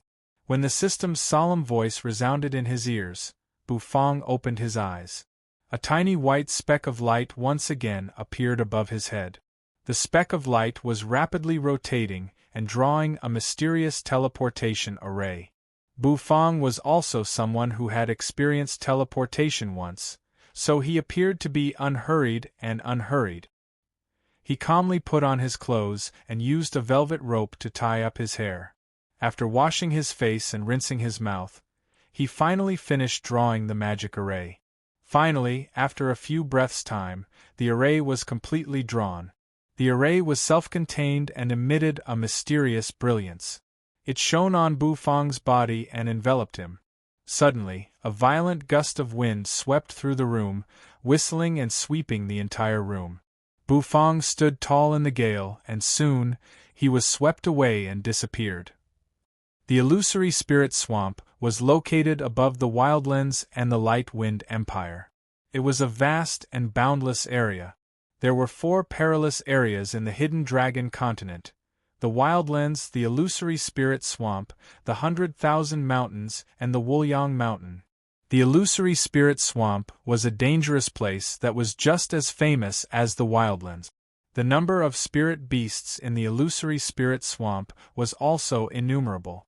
Unlike the spirit beasts in the Wildlands, the majority of these spirit beasts hid under the swamp, absorbing the spirit energy in the swamp to strengthen themselves and continuously increase their cultivation. Even though it was a perilous area, the Illusory Spirit Swamp was abundant in spirit energy and water sources. Compared to the Wildlands, it was much easier to breed spirit herbs. High-grade spirit herbs were also much more common in the Wildland. In the Hidden Dragon continent, many adventurers would choose to explore the Illusory Spirit Swamp. As long as they could find a 6th-grade spirit herb, they would be rich. With the trend of profits, there would naturally be many people who would go there. No matter which perilous area it was always the same. In the quiet Illusory Spirit Swamp, a white dot of light suddenly appeared. Then, it rapidly drew in the sky. In just a short while, a mysterious teleportation array was drawn out of thin air. A violent gust of wind suddenly gushed out from the teleportation array and swept up the water in the swamp. The tranquility of the swamp was immediately broken. Many birds flapped their wings and flew away. When the violent gust of wind dissipated, the water in the swamp instantly fell and splashed all over the ground. After the violent gust of wind dissipated, a slender figure appeared. Chapter 164. The boundless Illusory Spirit Swamp glowed brightly under the sunlight. Many spirit birds, attracted by the noise, flapped their wings and flew away. As Bufang stepped on the slightly soft, almost sunken swamp, his eyebrows involuntarily twitched. Where is this? Bufang's complexion was a little dark. He realized that this place was not the Wildlands that he had been to before. Instead, it was an unfamiliar area. At a glance, there were pits and puddles everywhere, and green grass grew all over the place. As he took a step forward, the soft ground caused Bufang's heart to palpitate. According to the terrain, this place should be a swamp. The puddles and green grass everywhere were completely different from the Wildlands. This system. Just which corner did it throw me into? What kind of precious spirit herb could there be in this place? Did the system have a screw loose?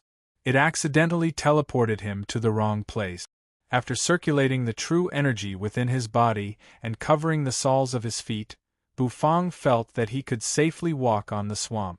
The swamp was extremely muddy, and without the control of true energy, Bufang was certain that he would be completely swallowed up by the swamp within a few steps. A 5th-grade Battle King possessed a high amount of true energy. Controlling true energy to the soles of one's feet and walking on the water was not a very advanced technique. Basically, every Battle King could do it. Since Bufang's control of true energy was much stronger than the average Battle King, it was not strange for him to be able to do it. The sound of the soles of his feet colliding with the water surface became somewhat distant in this boundless and empty area. All kinds of strange noises continuously rang out from within the swamp, causing Bufang to involuntarily furrow his brows and become somewhat vigilant. Quickly find the spirit herb and quickly return.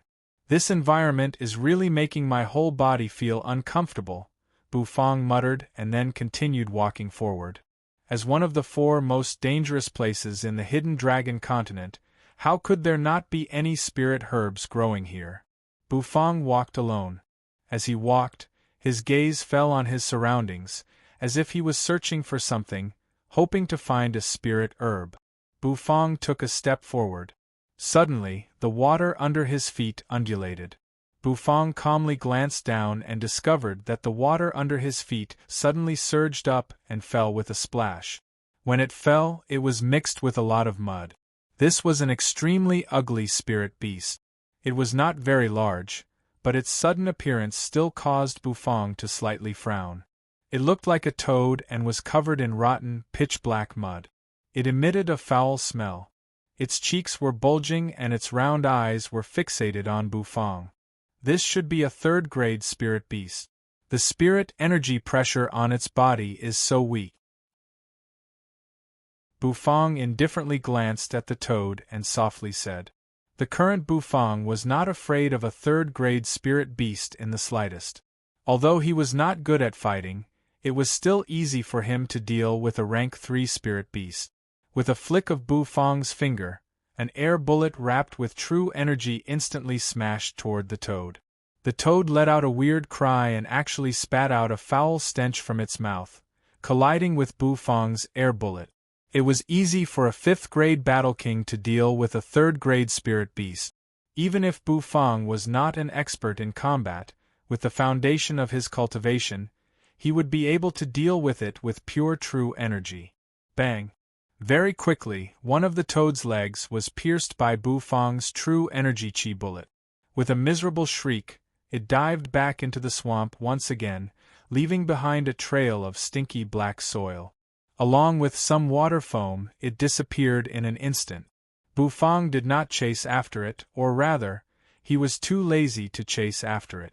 Bufang did not even have the appetite to use this toad-like spirit beast as an ingredient. Thus, Bufang didn't pay any attention to him.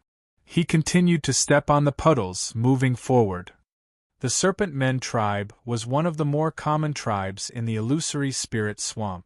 There were many serpent men living in it. They shared some similarities with humans, but there were also many differences.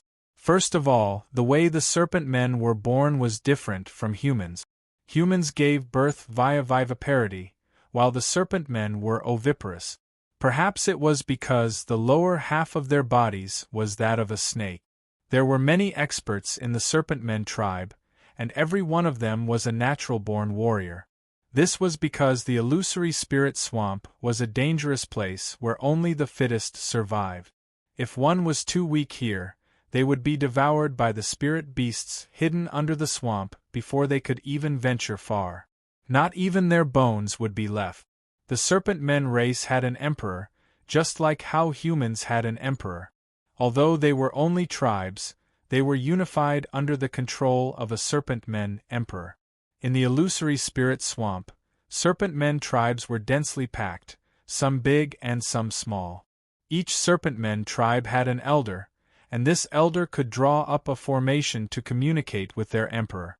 In one of the serpent men tribe, many serpent men were swaying their colorful serpent tails as they peacefully went about their daily lives.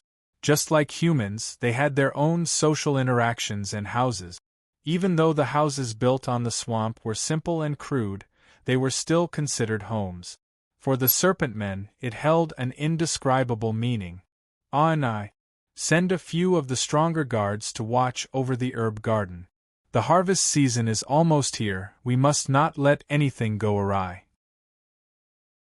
Last year, our tribe was criticized by the emperor, so we must do a good job this year. A bare-chested and skinny serpent man said to a muscular young serpent man in the distance, while swaying his tail as he traversed the swamp. The serpent man called on I immediately grinned, revealing his sharp teeth. I'll listen to Elder and go take a look. Elder, don't worry, this year's herb garden will definitely have a bountiful harvest. Many of the spirit herbs can be harvested, especially that ice soul monarch lotus, which is about to mature. When the time comes, we'll present it to the emperor along with the lotus seed. We'll definitely receive his praise. The old serpent man rolled his eyes at the muscular serpent man and snappily said, "Don't be careless. Be serious and don't cause any trouble." Oh right, the maturing of the ice soul monarch lotus will definitely be discovered by those cunning humans from the White Cloud Villa. You must be on guard against them. If those cunning humans dare to appear in front of An I will definitely tear them to shreds. A hint of killing intent appeared in Ani's eyes. He clenched his fists and the muscles on his body slightly bulged. Surging true energy gushed out from his body, and the pressure he exuded was actually not weaker than that of an ordinary 6th-grade battle emperor. The old serpent man smiled and shook his head. After bidding farewell, Anai swayed his tail and led the young serpent men toward their herb garden. Splash, splash. A wave of water splashed up. Above the vast illusory spirit swamp, a small boat made from an unknown material was rapidly gliding along. A formation was carved on the back of the small boat. The formation flickered and emitted a powerful propelling force, propelling the small boat forward at a rapid speed. Traveling on this swamp was very fast and very convenient. A faintly discernible white cloud symbol was engraved on the side of the spirit boat. The white cloud was vivid and lifelike, as if it was about to break out of the spirit boat's shell. Within the spirit boat, 3 figures were sitting cross-legged. The auras of these 3 figures were extremely powerful and were faintly emitting from them, causing the surrounding weeds to bend over. Suddenly, a fair-faced youth sitting in the middle of the spirit boat slightly opened his eyes. He was extremely handsome, and his skin was so fair that it seemed as if water could be squeezed out of it with a pinch. There was even a hint of redness within the whiteness, and it was extremely alluring. The youth had a tuft of bangs on his forehead that were slightly fluttering in the wind. Young Master Wu, we're about to reach a serpentmen tribe. The ice soul monarch lotus that you're looking for is in the herb garden of that tribe. A man sitting at the front of the spirit boat turned his head and said to the youth in the middle. The youth opened his eyes and gazed at the faintly visible simple houses in the distance. The corners of his mouth slightly curled up. Let's stop near that tribe and find out more about their herb garden. Chapter 165. Brother Aonai. Hello, Brother Aonai. Are you here to visit the herb garden? Brother Aonai's cultivation level is getting stronger and stronger. His true energy is so rich. Aonai held his chest high as his serpentine tail lightly slid across the moist swamp. His muscular upper body was bare, revealing his sturdy muscles. There were also many strange patterns engraved on his body, which gave Aonai a sense of savagery. As Aonai walked, the serpent men on both sides respectfully nodded and greeted him. Some of them had expressions of respect on their faces, while others were looking at Aonai with envy. Aonai was not the most powerful serpent man in their tribe, but he was the serpent man that the chief and elders thought the most highly of. This was because of his youth. Aonai's cultivation level was a 6th-grade battle emperor, and he often entered the illusory spirit swamp to hunt powerful spirit-tail crocodiles. Being able to tear a 5th-grade spirit-tail crocodile into pieces with his bare hands was an incredible feat for the serpent men. The fact that the serpent men were able to establish a tribe in the illusory spirit swamp, where the fittest survived, naturally meant that they had their own set of survival rules.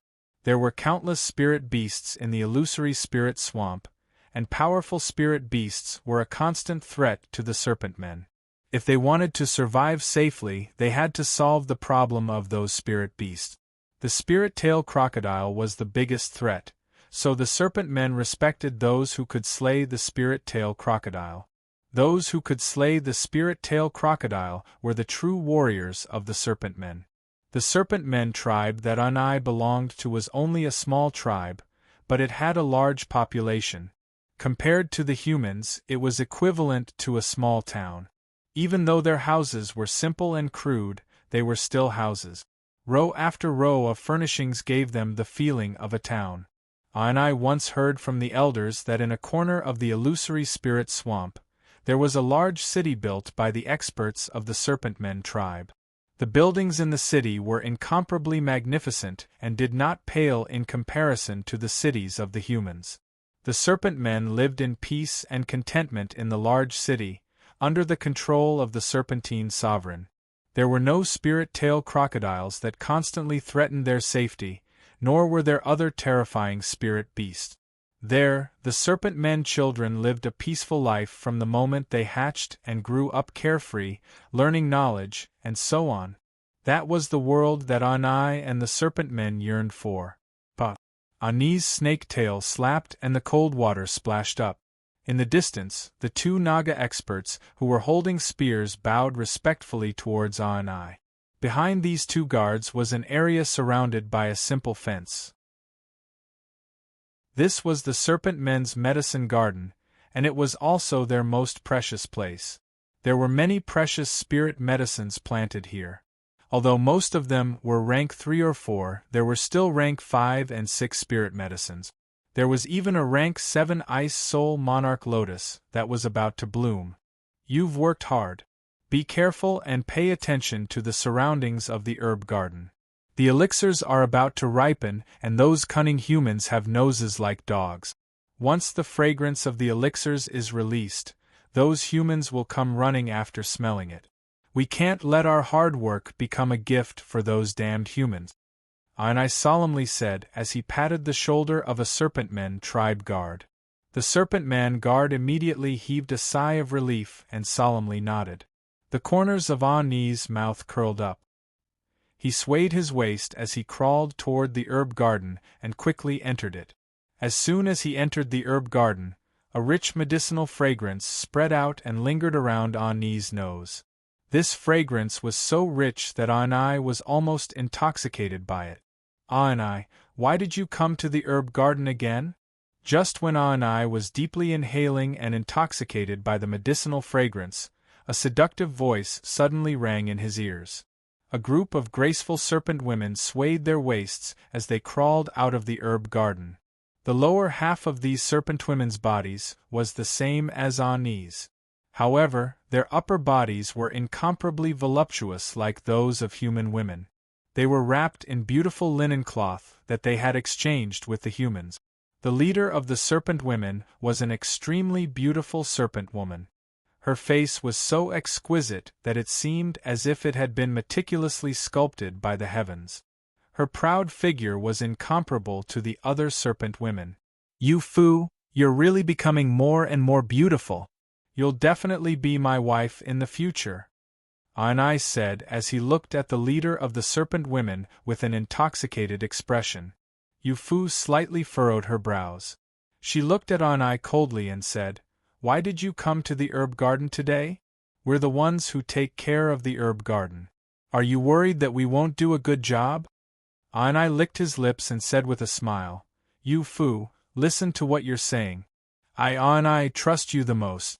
However, the elders said that the Ice Soul Monarch Lotus is about to mature. He sent me here to take a look and prevent those cunning humans from stealing it." When Yu Fu heard this, her complexion immediately became much better. She nodded her head and said, "Then follow me." Then, the group of serpent women led the way. Aonai looked at Yu Fu's beautiful back with an intoxicated expression. He wiped the drool from the corner of his mouth and hurriedly followed. "Oh, this is a 3rd-grade spirit herb. What a pity." True energy filled the soles of his feet. Bufang slightly squatted down and plucked out a dark green blade of grass from the swamp. The blade of grass was long and narrow, and there was a black stripe on it. Bufang had been walking in this boundless illusory spirit swamp for half a day and had found quite a number of spirit herbs. However, these spirit herbs were mostly 2nd or 3rd grade. Occasionally, a 4th-grade spirit herb would appear. However, 4th-grade spirit herbs were simply not worthy of Bufang's attention. The spirit herb he needed was one that could be mixed with the phoenix blood herb and the 3 stripes path understanding fruit to make fine wine. A 4th-grade spirit herb was not enough. Splash!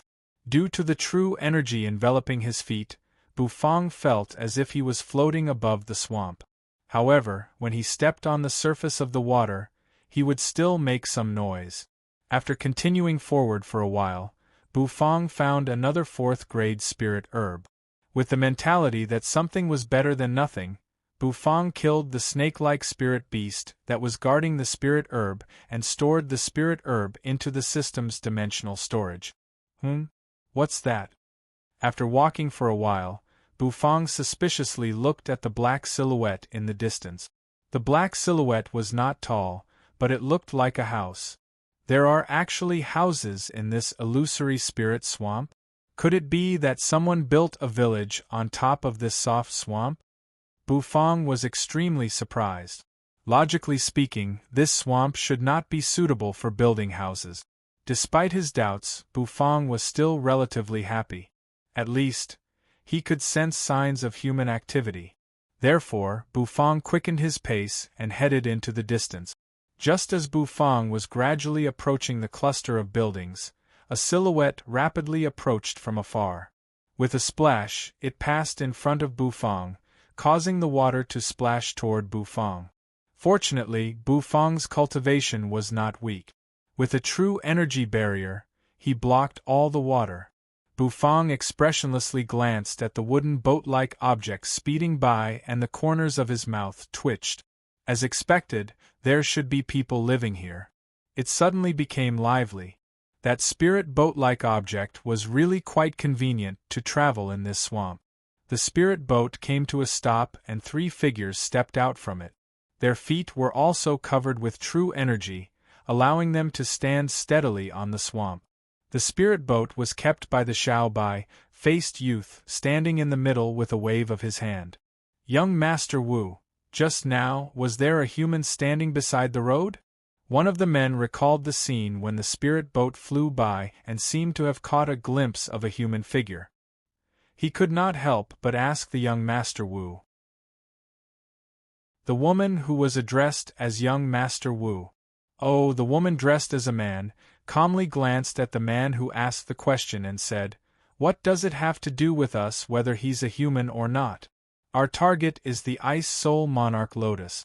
As long as that human doesn't interfere with our business, let him be. After all, this is not our White Cloud Villa, but the Serpent Men tribe." The subordinate nodded with a solemn expression. The Serpent Men tribe could not be underestimated. He did not dare to be careless, especially when the young Master Wu was around. The young Master Wu's identity was special, and he could not afford to get hurt. "Let's go. We are currently at the back of the Serpent Men tribe. That should be the herb garden. Let's find an opportunity to sneak in," the young Master Wu said with a hint of excitement on his face. The subordinate smiled bitterly and could only nod his head. One of them stayed behind to keep watch while the young Master Wu and the other subordinate walked toward the broken fence in the distance. That was the back door of the Serpent Men tribe's herb garden. Chapter 166. The herb garden of the Serpent Men tribe was very big. Even though it was very simple and was only surrounded by a fence, the interior of the herb garden had its own unique characteristics. I followed behind Yu Fu and the other serpent women. As he gazed at the spirit herbs that were constantly emitting dense spirit energy, his eyes revealed a hint of amazement. These elixirs were planted in the areas that had already been allocated. Every area had a strict definition of what kind of elixir was planted. Therefore, when walking in the herb garden, one could feel the neat and orderly arrangement of the herbs. Yu Fu and the other serpent women were specially assigned to cultivate spirit herbs. They were familiar with and understood spirit herbs under the guidance of the older generation and took on the heavy responsibility of cultivating spirit herbs for the Serpent Men tribe. The Ice Soul Monarch Lotus is a 7th grade spirit herb. It is very precious and almost every part of its body is a treasure. It contains a terrifying amount of spirit energy, and its lotus seeds are even more precious. Not only is it a spirit herb, but it is also a top-notch ingredient, Yu Fu explained to Anai while swaying her serpentine tail. Yu Fu's master had once told her that a 7th grade spirit herb like the Ice Soul Monarch Lotus was not only extremely valuable, but also had extraordinary uses. But the Ice Soul Monarch Lotus is so precious. How could it be eaten so easily? Wouldn't that be a waste? Anai subconsciously replied. In his opinion, there were some things that could be eaten, but there were also some things that would be a reckless waste. As the group walked along, they soon arrived at the center of the herb garden. This was the center of the precious herb garden, where many precious 5th and 6th grade spirit herbs were planted and cultivated. Even without the Ice Soul Monarch Lotus, the other spirit herbs were also extremely precious. That is the Ice Soul Monarch Lotus. Right now, it is only in the form of a flower bud. Once it fully matures, it will bloom. I have never seen the monarch lotus bloom, so I don't know exactly how beautiful it will be, Yu Fu said. In the distance, there was a small circle that was enclosed by a fence. Inside the circle was a pond. There were no weeds floating in the pond. The water was clear and even emitted a faint fragrance. A small, light blue flower bud was floating in the pond with several lotus leaves floating around it. From afar, the flower bud seemed to be shrouded by a layer of hazy mist, and the veined patterns on it were faintly discernible. The lotus leaves were dark green, and the complex and mysterious veined patterns were the reason for their dark color. So beautiful! Is this the Ice Soul Monarch Lotus? I stood beside the pond and took a deep breath. He could not help but exclaim as he felt the rich spirit energy gushing into his nostrils. Of course. No one can resist the beauty of the Ice Soul Monarch Lotus. The moment it ripens, the Ice Soul Monarch Lotus will bloom. At that time, it will be even more beautiful. It's a pity that the Monarch Lotus blooms too quickly. According to my master, it will only take a few breaths' time. A look of yearning and pity appeared on Yu Fu's exquisite face. The corners of Ani's mouth curled up, then he scanned his surroundings and said with a smile, "There is still about half a day before the monarch blooms." Yu Fu glanced at Ani with her big eyes. "That is a must. We have waited for this monarch lotus to ripen for so long. How can we allow it to be taken away by humans so easily? Moreover, once the monarch lotus blooms, its vigorous spirit energy will attract the surrounding spirit beasts. At that time, there might be powerful spirit beasts appearing. We must protect ourselves well. What is there to fear about spirit beasts? With me, Ani, around, nothing will be a problem." Ani confidently patted his chest. Young Master Wu and her subordinates easily climbed over the fence. The Serpent Men tribe's defenses were basically non-existent. A mere fence could not protect them at all. The Serpent Men tribe is quite resourceful. Every herb field is engraved with a magic array. If we forcefully pluck the herbs, we will trigger the magic array and attract the attention of the Serpent Men tribe's experts. No wonder they only set up a fence, young Master Wu muttered with a slight frown. Since he knew the Serpent Men tribe's setup, young Master Wu could not be bothered to look at the low-grade spirit herbs. To him, these spirit herbs were not valuable at all. In the White Cloud Villa, there were countless 4th and 5th grade spirit herbs. One must know that the real flourishing herb field in the villa was many times larger than the Serpent Men tribe's herb field. If it was not for the 7th grade spirit herb, Ice Soul Monarch Lotus, young Master Wu would not even bother to come here. Young Master Wu, the herb field in front is exuding a rich spirit energy. Let's go there, the subordinate said to young Master Wu after sensing the spirit energy. Young Master Wu nodded and reminded the subordinate to be careful. After all, they were in someone else's herb field. If they were discovered and surrounded by the Serpent Men, given the relationship between humans and Serpent Men, it would be troublesome. At that time, it would be even more difficult to obtain the Ice Soul Monarch Lotus. Therefore, both of them concealed their auras and cultivation level and slowly walked toward the Ice Soul Monarch Lotus. Bufang trekked for a long time. Even though the buildings were very close, Bufang still had to walk for a long time before he saw the fence and reached the outskirts of the herb field. Using a fence to guard it? How amusing!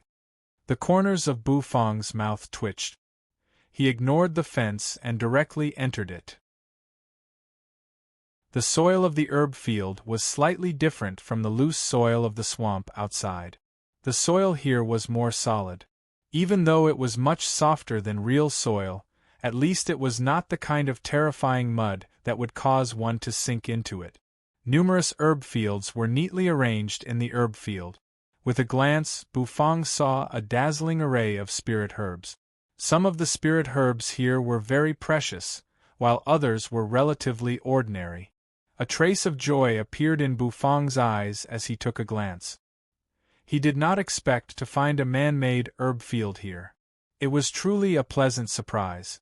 It was already amazing to find a village in the sparsely populated illusory spirit swamp. He did not expect to find a herb field in the middle of the village. This is a 5th grade spirit herb. It's quite precious, yet it was left here just like that? Bufang puzzledly looked at a spirit herb that resembled a butterfly. He squinted his eyes and squatted in front of it. The spirit energy above the spirit herb floated in an orderly manner and emitted a faint fragrance. Not bad, it would be pretty good if it could be used as a supplementary ingredient for spirit wine.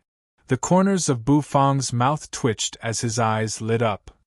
Young Master Wu completely concealed his aura and his subordinate did the same. This was a secret technique of the White Cloud Villa, the tortoise breathing technique.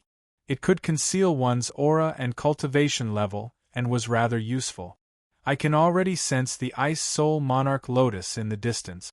However, there are many people around the herb field. We have to be careful and not get discovered. The Monarch Lotus still needs some time to mature. We'll make our move once it matures, young Master Wu said.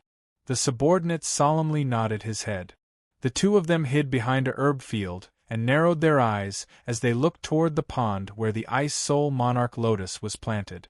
Is that the Monarch Lotus? As expected, the spirit energy it emits is simply too astonishing. Young Master Wu's subordinate exclaimed in surprise. Don't say anything and just wait. Don't alert the enemy, young Master Wu said in a low voice as he glared at his subordinate. The subordinate's expression immediately stiffened and he hurriedly nodded his head cautiously. All of a sudden, a drastic change occurred in the peaceful herb field. Young Master Wu watched as the array beneath her feet automatically activated and sealed the herb field like a cage. She quickly retreated. What's going on? Why is the array in the herb field activated? Young Master Wu was flustered and exasperated. Who's there? Who dares to trespass the herb field of our Serpent Men tribe? How dare you? Show yourself. And I, who was immersed in the beauty of the Ice Soul Monarch Lotus, suddenly glared at the intruder. He angrily roared as true energy gushed out from his body. His gaze was like lightning as he stared at the location where young Master Wu and her subordinate were hiding.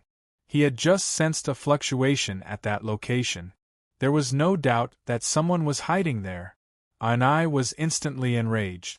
This group of damnable humans actually dared to appear in their herb field. This was simply unforgivable. Young Master Wu was even more flustered and exasperated. Her pretty face was extremely unsightly. Damn it! Who the hell is scheming against us? Chapter 167. Wu Yunbai, the young master of the White Cloud Villa, had displayed an astonishing talent for cultivation ever since she was a child and was heavily groomed by the master of the White Cloud Villa. She was now a 6th grade battle emperor and was only a step away from becoming a 7th grade battle saint. She was known as the pride of the younger generation. If not for her identity as a woman, she would have long been designated as the successor of the White Cloud Villa. The White Cloud Villa was an extremely powerful force in the illusory spirit swamp. It was not a sect, but it was even more terrifying than a sect. Perhaps only the Celestial Arcanum sect could contend against it, and the master of the White Cloud Villa was a figure with an exceedingly high cultivation. At this moment, Wu Yunbai's complexion was extremely unsightly. The magic arrays of the Serpent Men's herb fields had been activated and each field was shrouded by a mysterious magic array. It was impossible for them to make a move without alerting anyone. Anai Yufu and the rest of the Serpent Men also noticed Wu Yunbai and her group. They immediately shouted and charged toward Wu Yunbai and her group. Terrifying true energy burst forth from the Serpent Men, especially Anai, who resembled a fearsome beast. The aura on his body was extremely vicious, His eyes were incomparably sharp, and the muscles on his upper body bulged like a horned dragon. When the guard beside Wu Yunbai realized that his identity had been exposed, he let out an angry roar. Every hair on his body stood on end and his eyes were as wide as copper bells. With a push of his palm, the surging clouds around him immediately pressed toward the serpent men. Cloud-expelling palm. Ani's eyes turned cold. The corners of his mouth curled up, revealing his razor-sharp teeth. The ruthlessness in his eyes intensified. You guys really are from the White Cloud Villa. You want the Ice Soul Monarch Lotus, right? I won't let you have your way. Ani sneered. With a clap of his hands, true energy emerged, and he abruptly pulled them apart. A pitch-black spear appeared in his hands. Tie them up, don't kill them. After all, we're only here to ask for the medicine. Wu Yunbai had also calmed down. Her fair face was calm. She glanced at Anai and his group of serpent men, slightly frowned, and said to her subordinate. At this moment, the subordinate no longer had the silly look from before. Instead, he curled the corners of his lips in an unfathomable manner and said, "Don't worry, Mississippi. I understand." Wu Yunbai glared at him. "What did you call me? Call me young Master Wu or young Master." The subordinate let out a dry cough, then turned to Anai and the others. He grinned, and the aura from his body suddenly gushed out. A terrifying pressure pressed down like a mountain, causing the faces of Anai and the others to change abruptly. 7th grade Battle Saint. Oh no. Ani's expression changed slightly. He did not expect the person in front of him to be a 7th grade Battle Saint. Battle Saints had a prominent status even in the White Cloud Villa. How could they become the subordinate of this Xiao Bai? Could it be that the identity of this Xiao Bai's face was special? Anai was not stupid. When he sensed that the other party was a 7th grade Battle Saint, Anai pondered a lot and even made some guesses about Wu Yunbai's identity. However, he did not have the luxury of time to think too much. The strength of a 7th grade Battle Saint was not something Anai could deal with. Although the difference between 6th grade and 7th grade seemed to be only 1 grade, the gap between them was enormous and basically insurmountable. However, Anai was not too worried, because the other party had a 7th grade Battle Saint. His Serpent Men tribe also had elders guarding the herb garden, and the Serpent Men elders were also Battle Saints.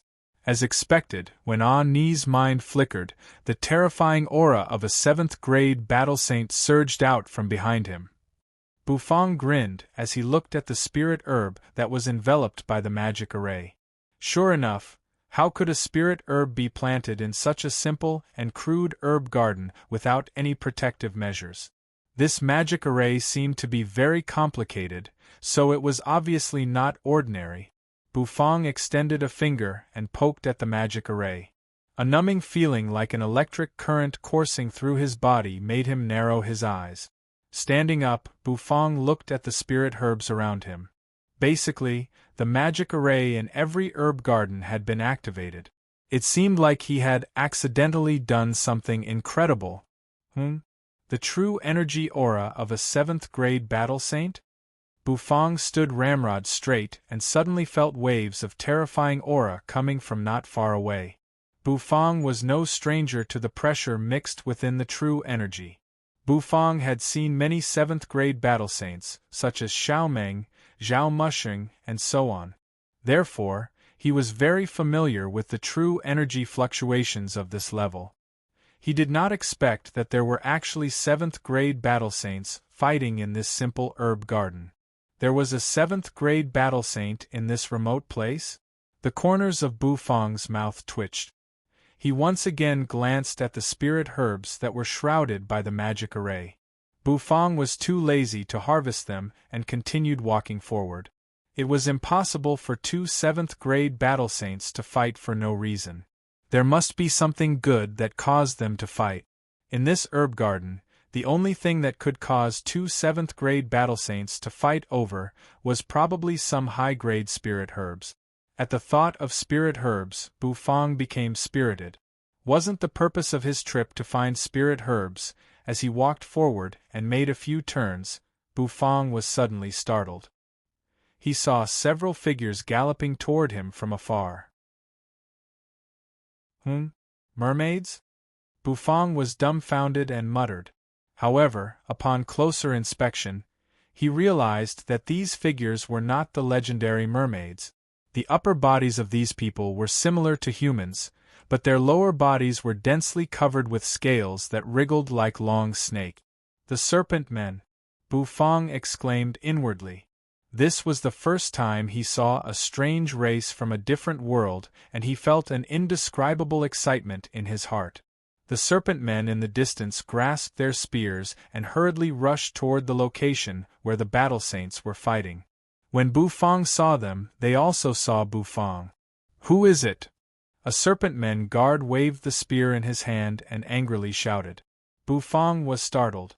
These serpent men were not as friendly as he imagined. Bufang wanted to say something, but the serpent men ignored him and thrust a spear toward him.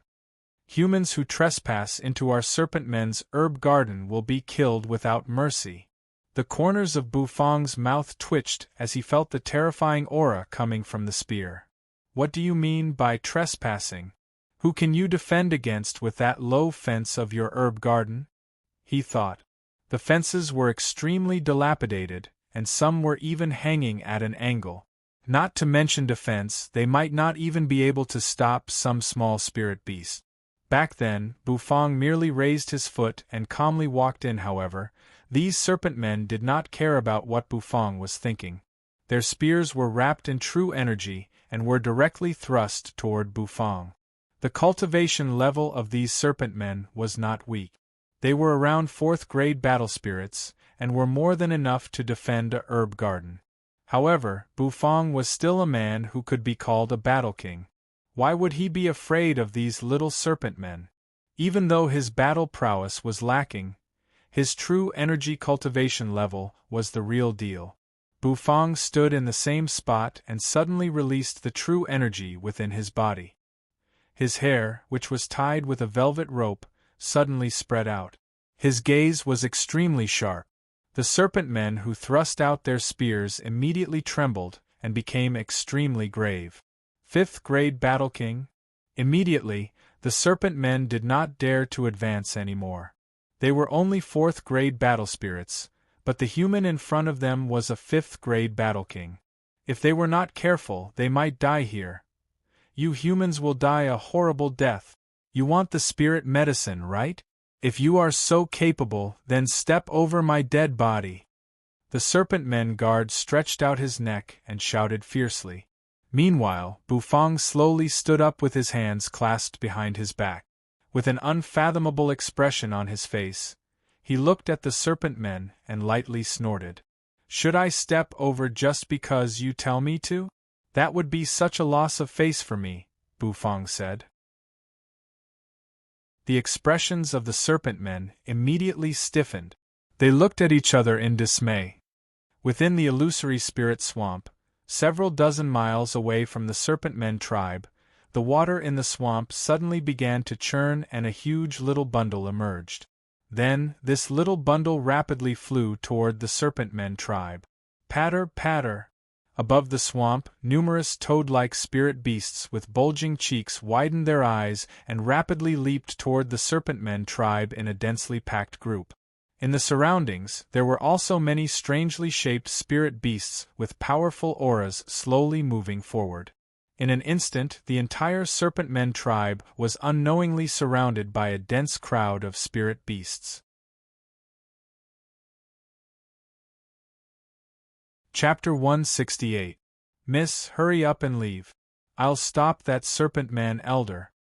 Wu Yunbai's subordinate emitted a powerful true energy to stop the serpent man elder, who was constantly swinging his long and narrow tail. The aura of this elder was very strong. After all, he was a 7th grade battle saint. The two of them soared into the sky and began to fight. Since they were in the herb garden, they were not far from the Ice Soul Monarch Lotus. They did not want to damage the Monarch Lotus during a fight. That would not be worth it.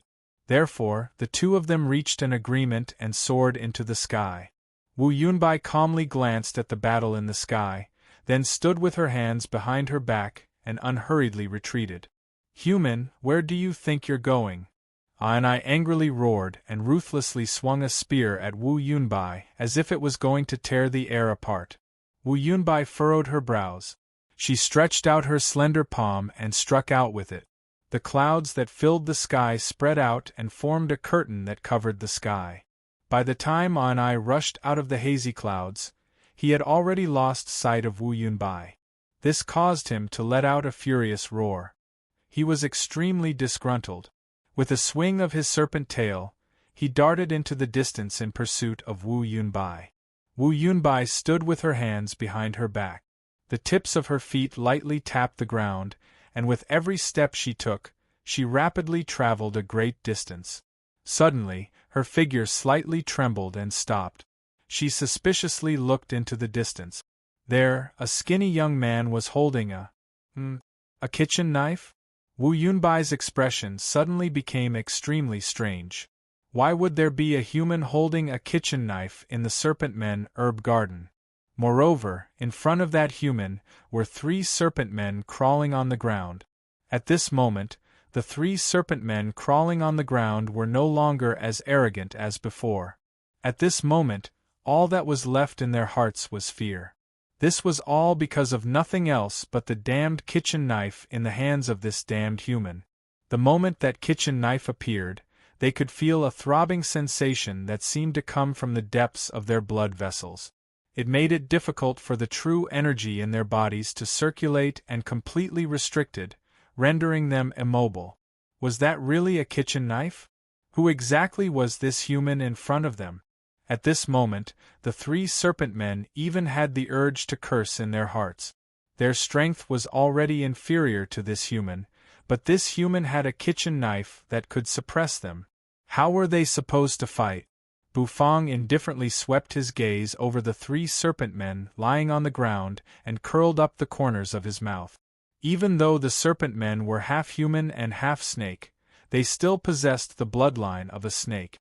Snakes and dragons had an inseparable relationship. The golden dragon bone kitchen knife contained a terrifying dragon might, so it was naturally able to suppress the serpent men.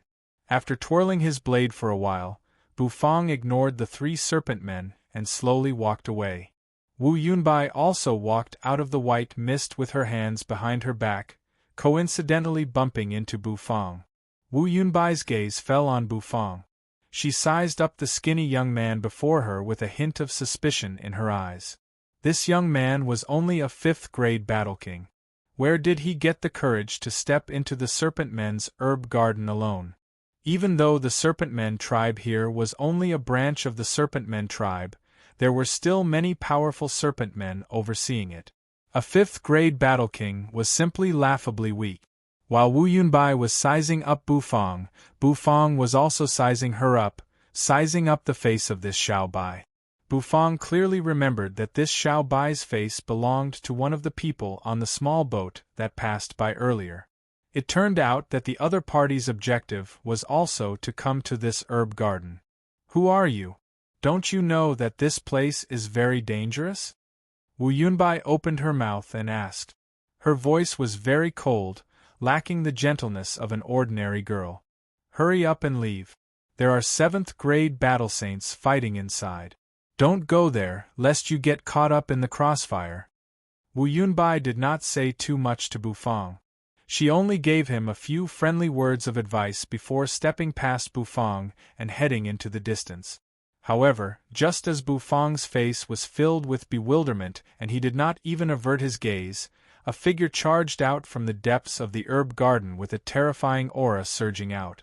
A long spear was thrusting toward Wu Yunbai's direction. Bufang blankly stood in the middle. He was the first to bear the brunt of the attack. There's another human? How audacious! Do you really think that our Serpent Men tribe's herb garden is the backyard of your White Cloud Villa? Die! And I shot a glance at Bufang's figure and immediately flew into a rage. He roared and pointed his long spear at Bufang. Wu Yunbai's footsteps suddenly stopped as she secretly cursed in her heart. If this young man was standing in front of her, he might be directly stabbed to death by Ani's spear. With Ani's cultivation level as a 6th grade battle emperor, stabbing a human 5th grade battle king to death, who was using a kitchen knife as a weapon was a piece of cake. Wu Yunbai turned around, intending to warn Bufang. However, the next scene made her dumbstruck and incredulous. Bufang frowned as he watched the long spear that was continuously enlarging in front of him. Goosebumps rose all over his body. His pupils constricted as he subconsciously swung the dragon bone kitchen knife in his hand. True energy surged into the knife, and it immediately blossomed with a resplendent golden radiance. The sharp pressure on the long spear was immediately dispersed by Bufang's kitchen knife. Then, the kitchen knife that was blossoming with a resplendent golden radiance was placed horizontally in front of Bufang. Boom! A frightening pressure abruptly spread out, causing Ani to be somewhat dumbfounded. His face instantly turned deathly pale as he felt a wave of pressure instantly pressing down on his body, causing him to lie flat on the ground. It was a wave of fear and reverence that originated from the depths of his bloodline. Ani looked at himself in disbelief as the muscles all over his body trembled. He could actually tremble? Furthermore, he was trembling toward a human? This person. Just who was he? Wu Yunbai's eyes widened and her cherry lips slightly opened. She felt as if her entire worldview had been overturned. What happened to the promised spear piercing through him? Why was I lying on the ground trembling uncontrollably? Bufang dispersed his true energy and the golden dragon bone kitchen knife once again returned to its unassuming appearance. Fully activating the dragon bone kitchen knife consumed too much of his true energy. Therefore, under normal circumstances, Bufang would not fully activate it. Ani felt the pressure on his body lessen significantly. He raised his head with difficulty and ferociously looked at Bufang. Bufang ignored his gaze and raised his head to glance at the place where the two battle saints were fighting. He then looked at the boundless illusory spirit swamp behind him with a conflicted expression on his face. Wu Yunbai calmed down from the shock in her heart. She could not help but feel curious about Bufang as she calmly said, "It's better if you don't go in. A battle between 7th grade battle saints is very terrifying." Bufang glanced at her and frowned. "What are 7th grade battle saints fighting for? You don't know?" Wu Yunbai was slightly taken aback. Could it be that the reason this human came to the herb garden with such great fanfare was not for the Ice Soul Monarch Lotus? "Of course they're here for the spirit herb," Wu Yunbai said. Bufang nodded and replied, "Then all the more reason for me not to leave." Wu Yunbai was momentarily stunned. She felt that she had already made herself very clear. That was a battle between two 7th grade battle saints, and they were fighting over a spirit herb. What was a 5th grade battle king like him doing there? To court death? "You're not leaving. Could it be because of that spirit herb?" Wu Yunbai asked with a frown. Bufang gave her a puzzled look. He was obviously not leaving for the spirit herb. What else could it be? "Of course," Bufang said. However, just as he finished speaking, the entire ground began to violently tremble. A rumbling sound suddenly surged out from beneath the ground. Wu Yunbai's pupils abruptly constricted as a chill enveloped her entire body. Bufang stood there expressionlessly. Both of them slowly turned their heads to look behind them. A gigantic shadow that blotted out the sun and sky filled their vision. A frighteningly gigantic spirit beast exuding a tyrannical aura was slowly staring down at the tiny Bufang and Wu Yunbai with its blood-red lantern-like eyes. Ani was lying on the ground. He raised his head and his entire body was trembling like a sieve. His face was filled with terror. Seventh grade spirit beast, blood-crowned black swamp, boa.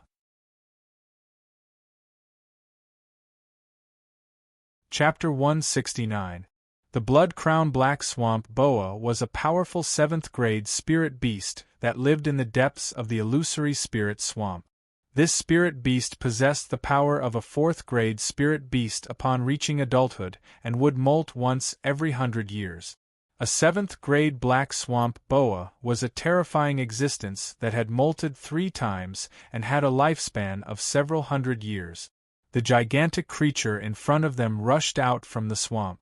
Its scales were glistening under the sunlight, its eyes were as big as lanterns, and it was dozens of meters tall when it stood upright. On top of the black swamp boa's head was a ball of flesh that resembled a coxcomb. Its entire body was blood-red and contained a rich amount of spirit energy. That was the essence of the black swamp boa. On both sides of the black swamp boa's cheeks were fan-shaped membranes that resembled cobras. As they slightly opened and flicked out their tongues, a terrifying pressure and aura spread out. This is a blood-crowned black swamp boa that is about to advance to 8th grade. It must have smelled the aura of the Ice Soul Monarch Lotus and rushed over. Wu Yunbai's expression was a little ugly. From afar, a figure rapidly dashed over and landed behind Wu Yunbai. It was the subordinate who was standing outside the herb garden as a lookout. At this moment, his expression was also very ugly. Young miss, the entire Serpent Men tribe is surrounded by spirit beasts. The poisonous frogs and spirit-tail crocodiles have all appeared in group. We have been surrounded. The guard's expression was a little dark. A 7th grade blood-crowned black swamp boa in addition to so many other spirit beasts. This was an extremely dangerous situation. Wu Yunbai did not expect that they would be in such a dangerous situation in an instant. Being surrounded by so many spirit beasts, it was extremely difficult to forcefully escape. Furthermore, it was extremely dangerous. Right now, the best thing to do was to run back into the Serpent Men tribe and let the 7th grade battle saint deal with the blood-crowned black swamp boa. Run inside, Wu Yunbai indifferently said to Bufang, then took the lead and ran back in the direction she came from. Bufang was startled for a moment. As he glanced at the gigantic blood-crowned black swamp boa that seemed to blot out the sun, the corners of his mouth twitched. Then, he brandished the dragon bone kitchen knife in his hand and turned around to follow. He was not an idiot. In the face of this gigantic creature and the many spirit beasts surrounding him, avoiding them was the best thing to do. And I also crawled up from the ground, trembling, and led the 3 serpent men to flee in panic, following behind Bufang's footsteps. The eyes of the black swamp boa immediately shone brightly. Its gigantic body slowly moved forward, crushing everything in its way. And I turned his head around to take a glance, and when he saw so many herbal fields being destroyed by the black swamp boa and countless spiritual herbs being crushed, he felt so heartbroken that he found it hard to breathe. However, he did not dare to turn around. Although the Naga race had a natural suppressive power over snake-type spirit beasts, the humongous creature behind him was too terrifying. It was not something that the Naga race could suppress. Facing this terrifying black swamp boa, I could only choose to flee. Bufang expressionlessly followed behind Wu Yunbai and soon arrived at a spacious area. In the center of the area was a pond surrounded by a fence. In the middle of the pond was a light blue flower bud that was about to bloom. A rich amount of spirit energy was being emitted from the flower bud. Bufang's eyes immediately lit up. A 7th grade spirit herb. It was actually a 7th grade spirit herb.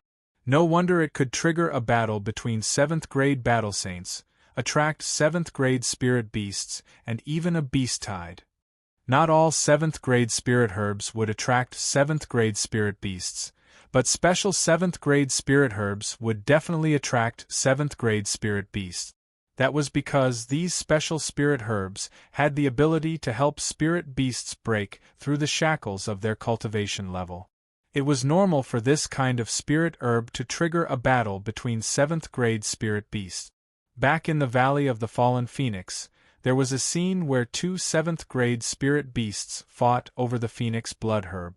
That was because the phoenix blood herb could aid in a breakthrough, and this unbloomed spirit herb before him probably had the same effect. This was a spirit herb that was not inferior to the phoenix blood herb. Bufang's heart palpitated. This was like a glimmer of hope at the darkest hour. After searching for so long, he finally found the ideal spirit herb. Ice Soul Monarch Lotus. Ice attribute? The phoenix blood herb is of the fire attribute. If the two were used to brew spirit wine, it would be a perfect combination of ice and fire. With the help of the 3 stripes path understanding fruit, it's perfect. Bufang's eyes completely lit up. Boom boom! The 2 battle saints in the sky also stopped their battle and descended to the ground. They solemnly looked into the distance. The appearance of a 7th-grade spirit beast was enough to attract their attention. Could it be that the 7th-grade blood crown black swamp boa was attracted by the aura of the Ice Soul Monarch Lotus? Damn it! The serpent-man elder furrowed his brows and inwardly snorted as his long and narrow serpent tail continuously twirled. In the distance, a large group of serpent men slowly approached, clustered around an elderly serpent man. Head elder!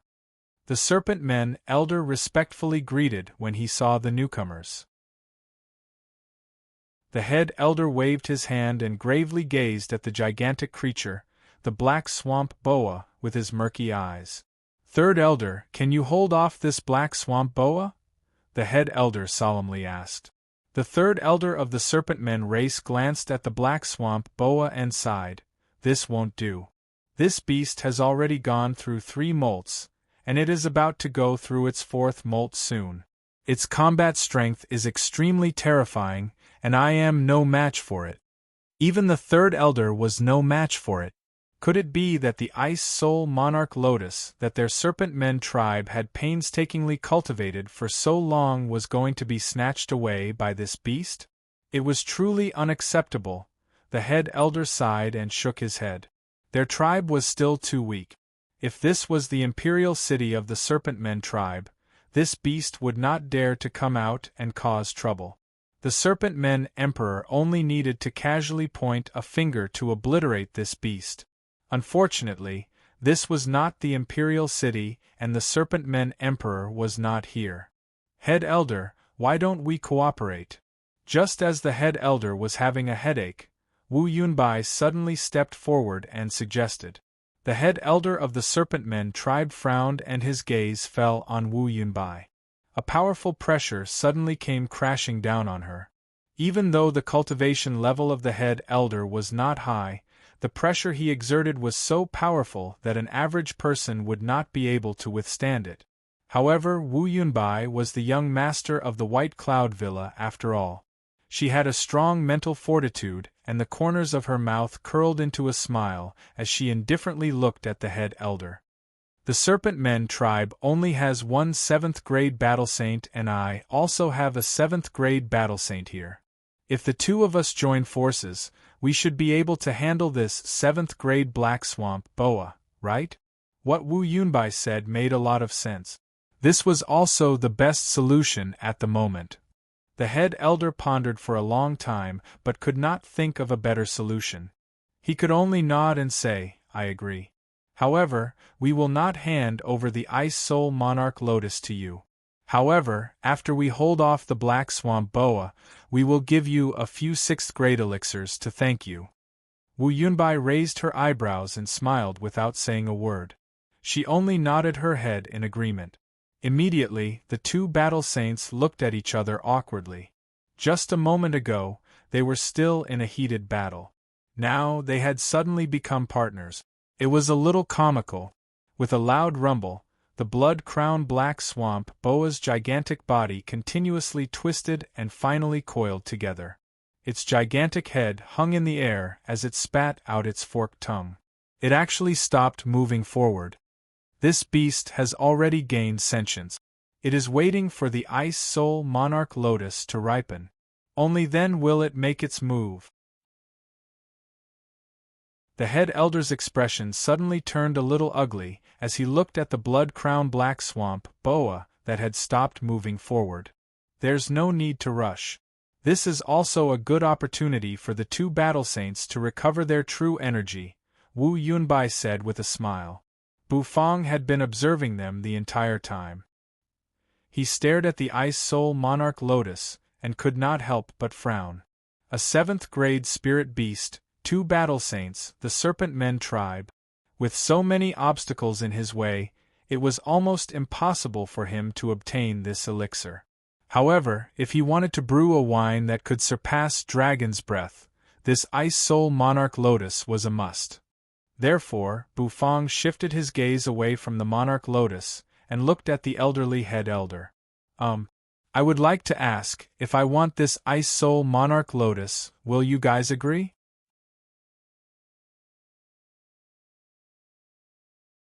Chapter 170. Bufang's voice was not loud. His words were drowned out by the roars of the beasts outside the tribe. The head elder did not pay much attention to Bufang, or rather, he did not take Bufang seriously at all. A mere 5th-grade battle king could not pique his interest at all. In his opinion, this Bufang might be Wu Yunbai's servant. However, when Bufang uttered those words, the great elder's gaze suddenly froze. Wu Yunbai's expression also stiffened. They both turned to look at Bufang, and when they saw the seriousness on his face, they suddenly felt a little confused. Are you sure you're not here to joke around? A mere 5th-grade battle king wants to obtain the Ice Soul Monarch Lotus?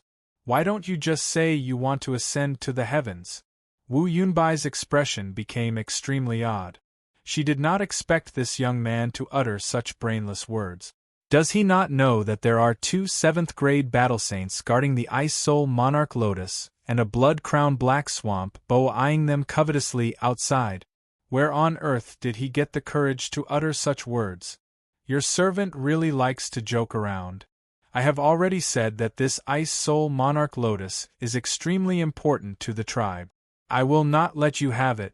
If you want some 6th-grade spirit herbs, I will definitely not hold anything back. However, if you want the Ice Soul Monarch Lotus, then forget about it, the head elder said as his serpent tail swayed slightly. Servant?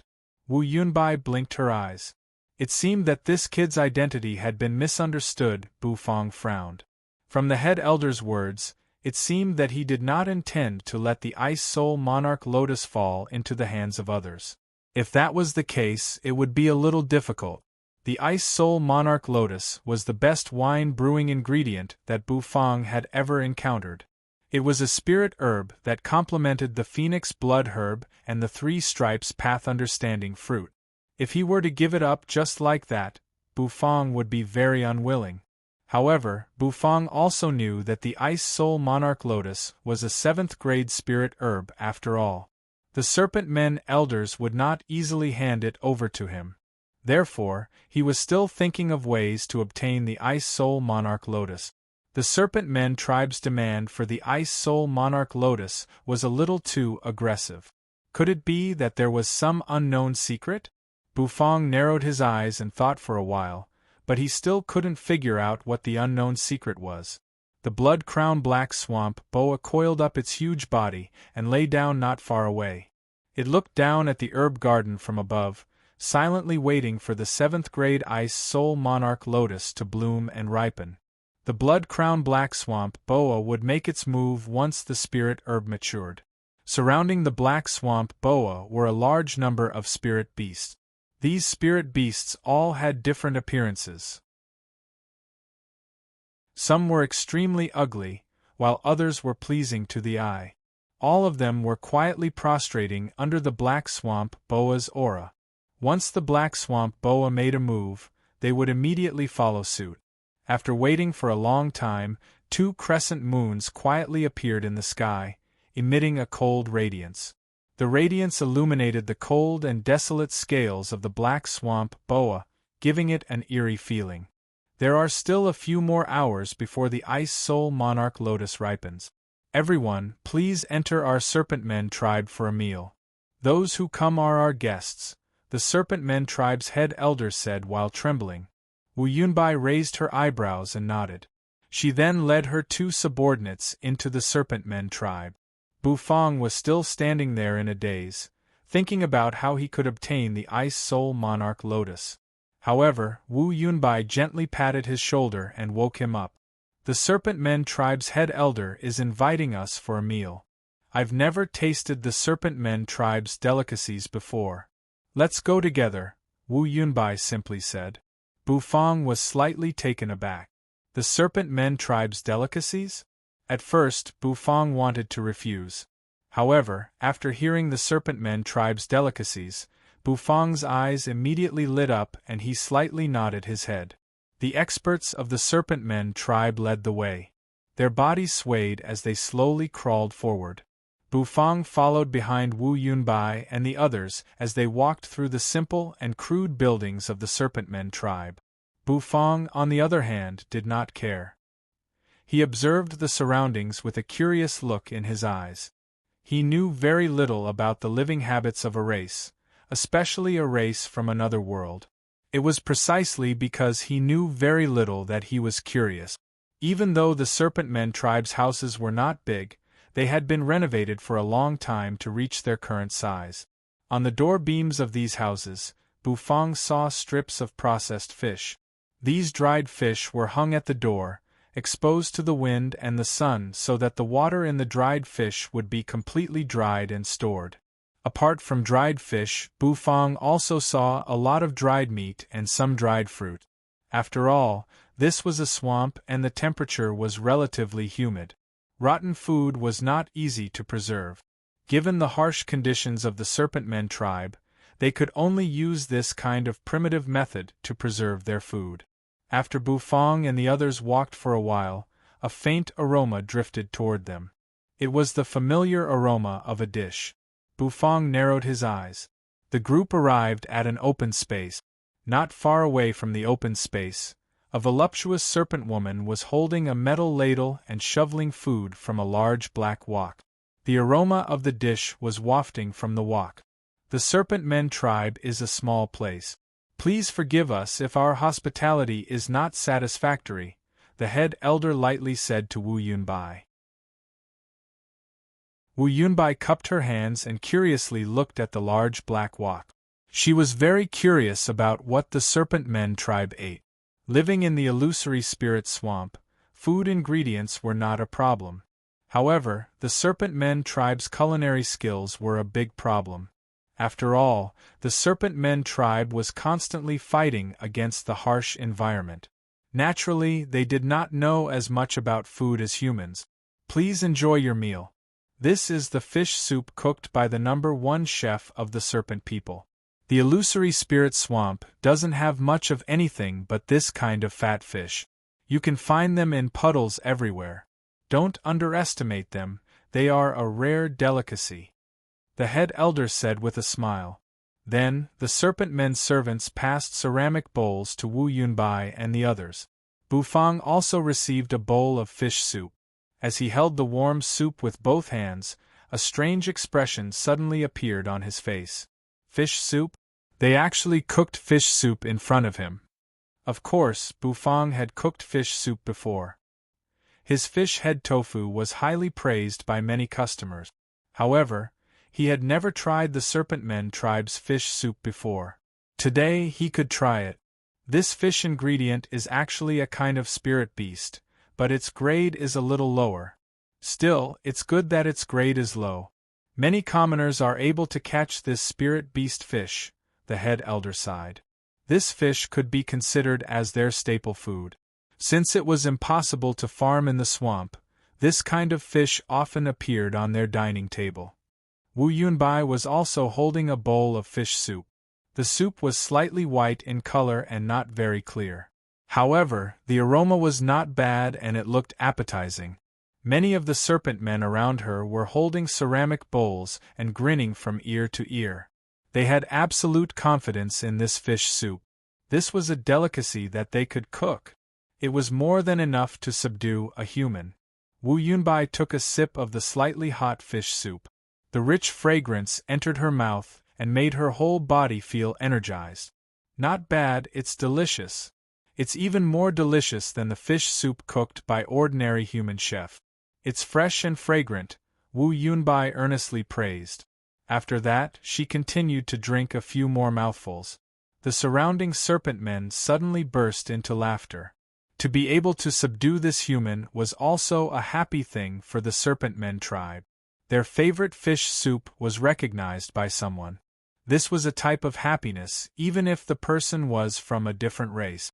However, just as everyone was enjoying the fish soup and praising its delicacy, a voice full of disdain rang out. Is this really fish soup? The fishy smell is not even completely removed, and the taste is so terrible.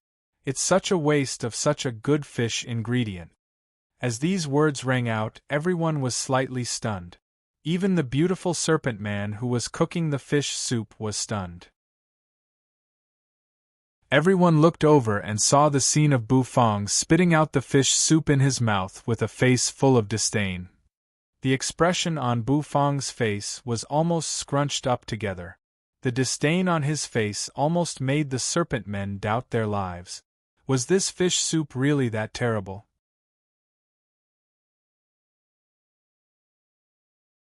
Chapter 171. As a chef, Bu Fong's taste buds had long been trained by his own culinary skills. Once an unpalatable dish entered his mouth, it would be tasteless to him. It would cause his face to darken and affect his taste buds' judgment. Spitting out the fish soup was merely a subconscious action of his.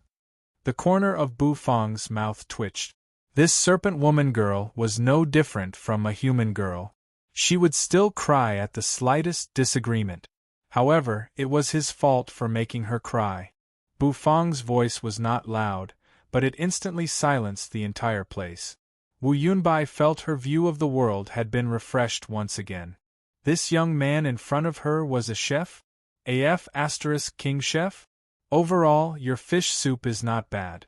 Every step is done very well, but it can only be considered average. Moreover, you don't have a clear understanding of the nature of the fish.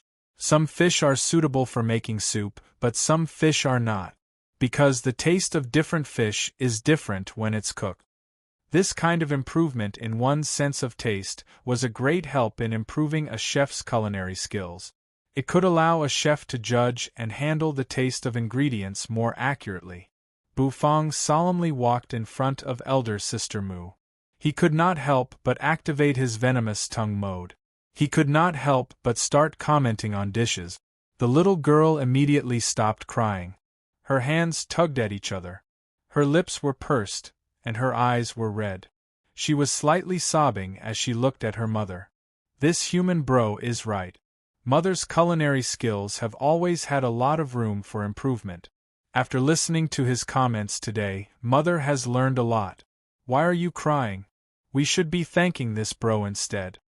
Elder sister Mu did not know whether to laugh or cry as she scratched the little girl's nose and said softly, "How can you say that, human? My mother's fish soup is the best in the entire serpent people tribe. What do you know? Moreover, do you even know how to cook?" A serpent woman girl glared at Bu Fong. She slightly swayed her dainty serpent tail and snorted. Wu Yunbai's eyes widened in disbelief. This guy can't be for real, right? If the soup was not delicious, she would be slapped in the face. Elder sister Mu quickly cleaned up the stove, then looked at Bu Fong. This kind of fish was not suitable for soup, but it was suitable for another very delicious cooking method. Bu Fong nodded and walked slowly to the beautiful serpent woman with the steaming hot soup in his hands. Bu Fong's blank expression made the people around him speechless. Elder sister Mu was so angry that she laughed. The surrounding people also nodded.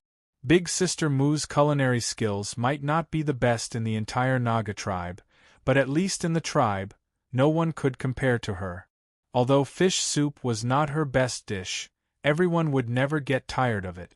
Wasn't a chef supposed to be in the kitchen preparing dishes?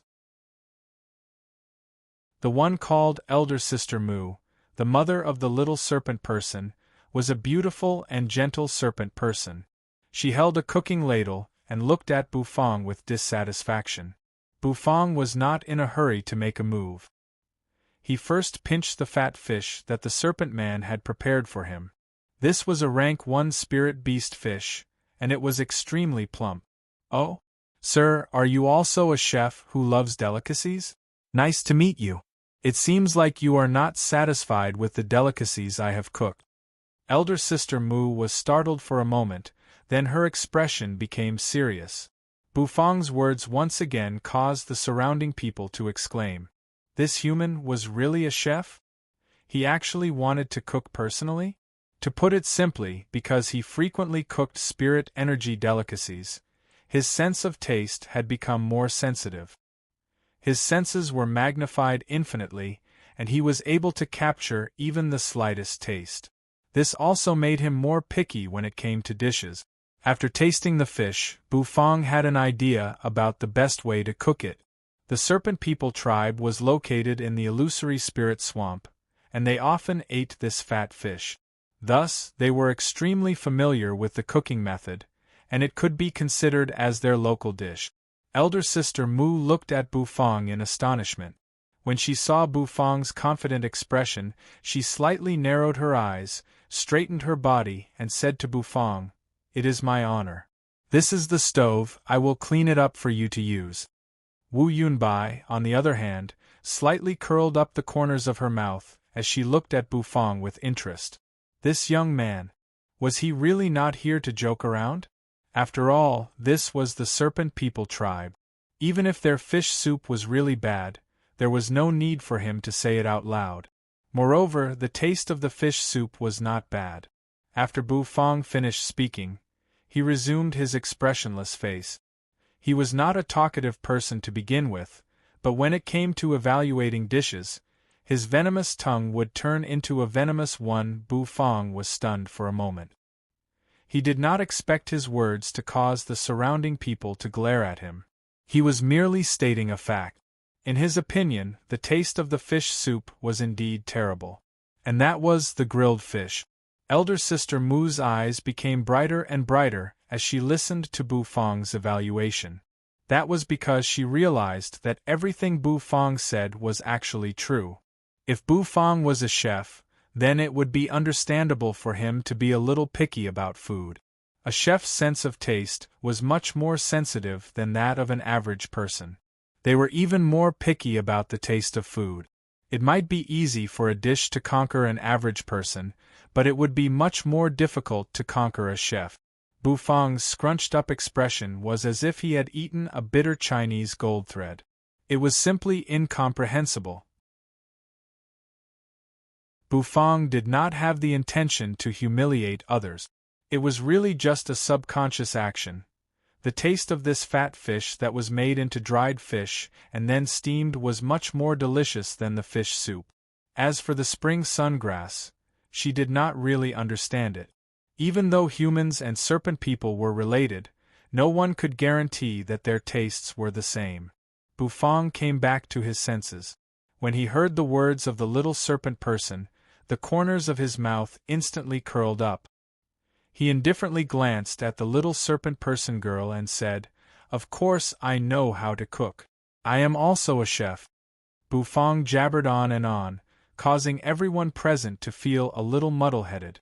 After all, none of them were chefs. Their knowledge of food had not reached a profound level. What spring sungrass, what control of heat, what characteristics of fish, and so on. How could they understand? You said so much.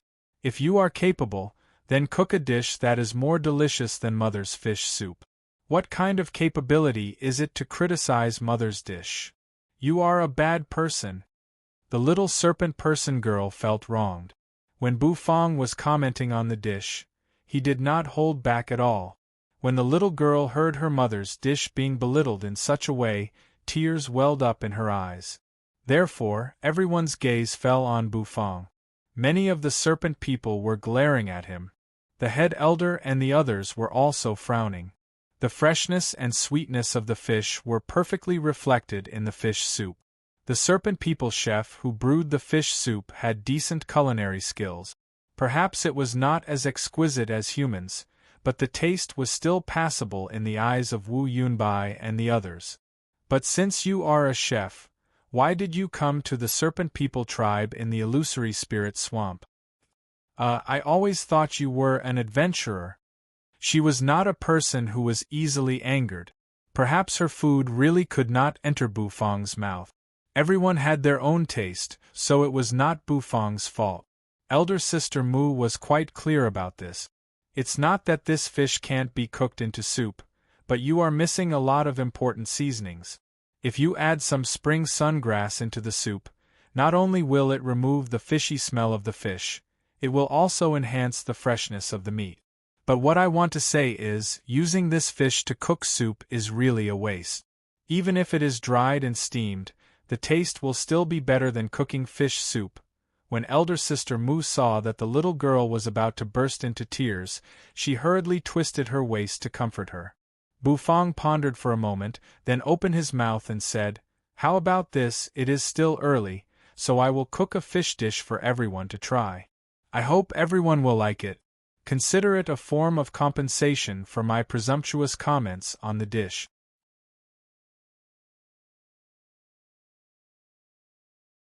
Chapter 172. Under everyone's gazes, Bufang reached out his hand and abruptly grabbed the plump fish out of the basin. His 2 fingers skillfully grasped the sides of the fish and easily grabbed it. The plump fish struggled in Bufang's hand, but it was as if it was caught by a pair of steel pincers, unable to break free at all. Bufang's expression was calm as he sized up the plump fish. To be honest, this fish was really plump, and its entire body was filled with meat. Bufang's eyes slightly lit up as he looked at it. He was even more satisfied with this ingredient. It was not easy for a chef to find ingredients that could satisfy him. Bufang did not choose to use the dragon bone kitchen knife. Instead, he directly picked up a kitchen knife that Elder Sister Mu had placed on the stove and casually twirled it. The kitchen knife immediately spun around in Bufang's hand. This cool technique instantly caused many people to exclaim in surprise. Twirling a kitchen knife could be considered a habit of Bufang. An ordinary person would not be able to do it. Since Bufang had practiced the meteor cutting technique for a long time, he would subconsciously twirl the knife. He really did not do it to look cool. Bufang's expression was calm as the kitchen knife directly cut through the belly of the plump fish. Under the sharp kitchen knife, the white and tender belly was like a piece of paper as it was directly cut open by Bufang. Then, Bufang began to skillfully process the fish's internal organs and other steps. Bufang's movements were as smooth as flowing water. It was as if he was carrying out the depiction of a painting. The originally bloody and violent movements became strangely beautiful. Swish. After cleaning the fish, Bufang cut it open from the gap and flipped it to both sides. Then, the fish was like a round pancake lying on the chopping board. Bufang's finger lightly flicked the kitchen knife. Then he lightly made 5 or 6 cuts on the processed fish and patted the plump fish. Just like that, Bufang finished processing the fat fish. However, it was only just processed. The steps of roasting the fish weren't that simple. The surrounding people looked at Bufang in confusion. They didn't know what kind of fish dish Bufang was going to make. From the looks of it, it shouldn't be fish soup. However, if it was red braised fish, he shouldn't have cut the fish into this shape. There was no time to dry the fish. Therefore, not only were the surrounding people puzzled, even the chef, Elder Sister Mu, frowned in confusion. She wanted to guess what kind of dish Bufang was going to cook. "Are there any vegetables?" Bufang seemed to have thought of something and turned his head to look at Sister Mu, who was deep in thought. Elder Sister Mu frowned again, nodded her head and said, "There are vegetables, but very few. In the illusory spirit swamp, vegetables and spirit fruits are rare to begin with. They are even rarer than this fish." The corners of Bufang's mouth twitched. He turned his head to look at the processed fat fish and said, "Forget it, I'll provide the vegetables and spirit fruits." After saying that, Bufang took out many vegetables and spirit fruits from the system's storage space.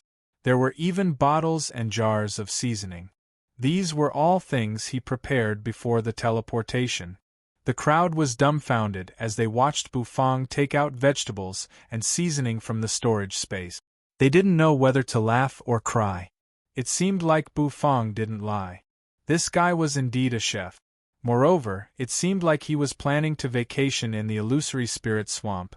Have you ever seen an adventurer come to the illusory spirit swamp with a storage space filled with not healing medicine, elixirs, but vegetables, fruits, and seasoning? Bufang took out the vegetables and washed them. He quickly cut them into pieces and placed them on a plate. He also cut the spirit fruits into pieces. After he was done, Bufang placed the fish into a basin. Then, he poured the various seasonings into it and slowly marinated it. During the marinating process, Bufang guided his true energy to vibrate the fish's body to speed up the marinating process. In less than the time it takes to brew a cup of tea, Bufang finished marinating the fish. Then, he took out 2 gigantic spirit herb leaves from the system and wrapped them around the plump fish. Before wrapping the fish, he even smeared the fat fish with oil. Wrapping the fish with spirit herb leaves? What kind of dish was this guy trying to cook? This method, they had never seen it before. Wu Yunbai's eyes were filled with curiosity. As the young master of the White Cloud Villa, she had tasted many delicacies. The White Cloud Villa also had many specially invited chefs with superb culinary skills. Even so, Wu Yunbai had never seen the way Bufang cooked.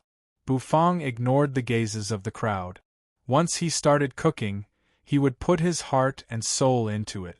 According to him, the dishes cooked this way would be filled with the chef's emotions. Taking out the large wok, Bufang placed a few wooden strips on top of the wok.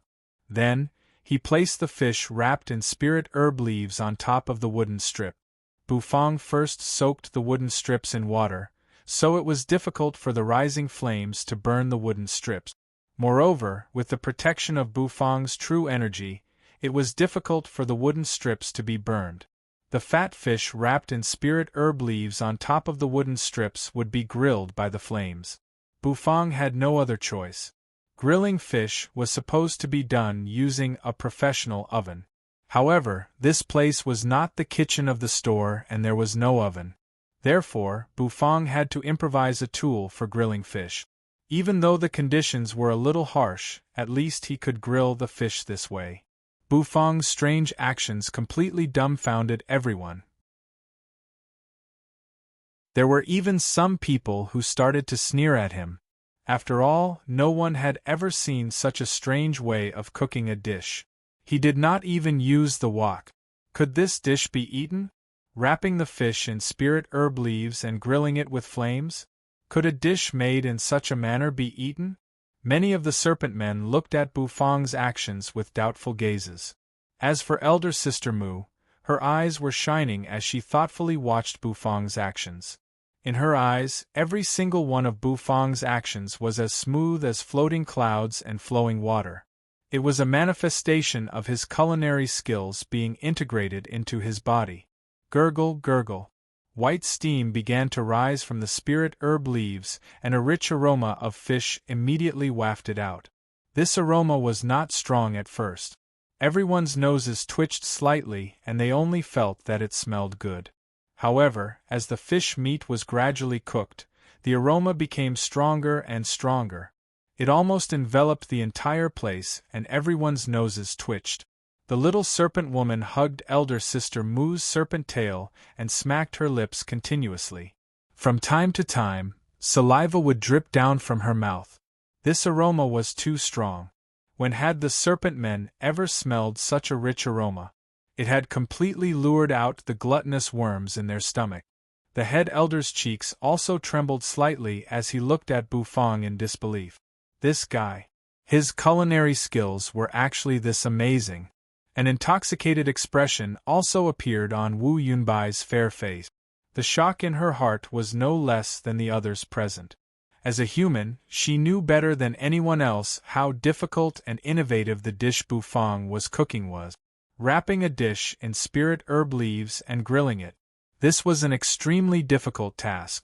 Not only did it test Bufang's control over the fire, It also had a very strict requirement on Bufang's true energy control. "This guy," Wu Yunbai muttered.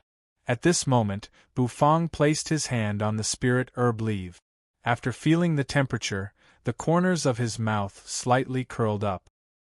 He twirled the kitchen knife in his hand and then cut open the spirit herb leaves that were bound together. The spirit herb leaves instantly bloomed. The moment the spirit herb leaves bloomed, a rich oily juice splattered in all directions and a rich aroma filled the air. The aroma was accompanied by the steaming hot steam as it soared into the sky.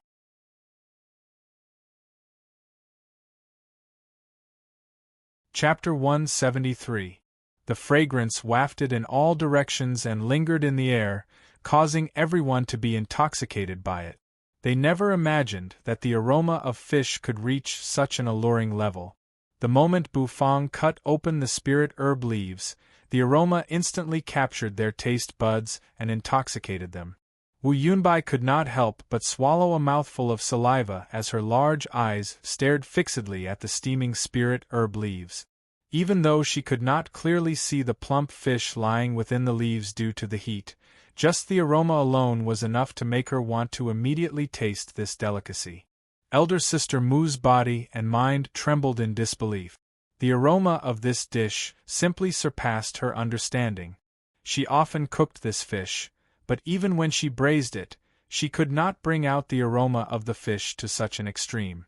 Bufang's handling of the fish completely brought out the flavor of the fish. This young man was definitely a super amazing chef.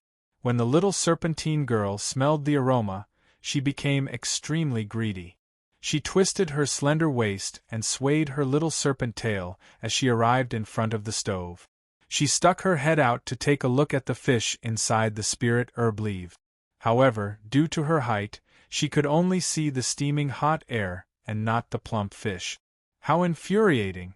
After observing for a while and not seeing anything, the little serpentine girl gave up. She turned to look at Bufang and asked in a childish voice, "Big brother human, this fish, can I eat it?" This was not only the little serpentine girl's thoughts, but also the thoughts of everyone present. They also wanted to know if the fish could be eaten. With such a fragrant aroma, everyone wanted to have a taste. Bufang glanced at the little serpentine girl. At this moment, this lass was no longer on the verge of tears like before. It seemed like the power of delicacies was really great, to be able to attract this lass's attention. The corners of Bufang's mouth twitched as he lightly said, "Of course not."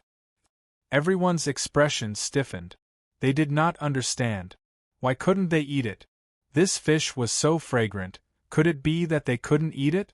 The little serpentine girl's big eyes widened as her cheeks puffed up in anger. Elder Sister Mu also looked at Bufang in confusion.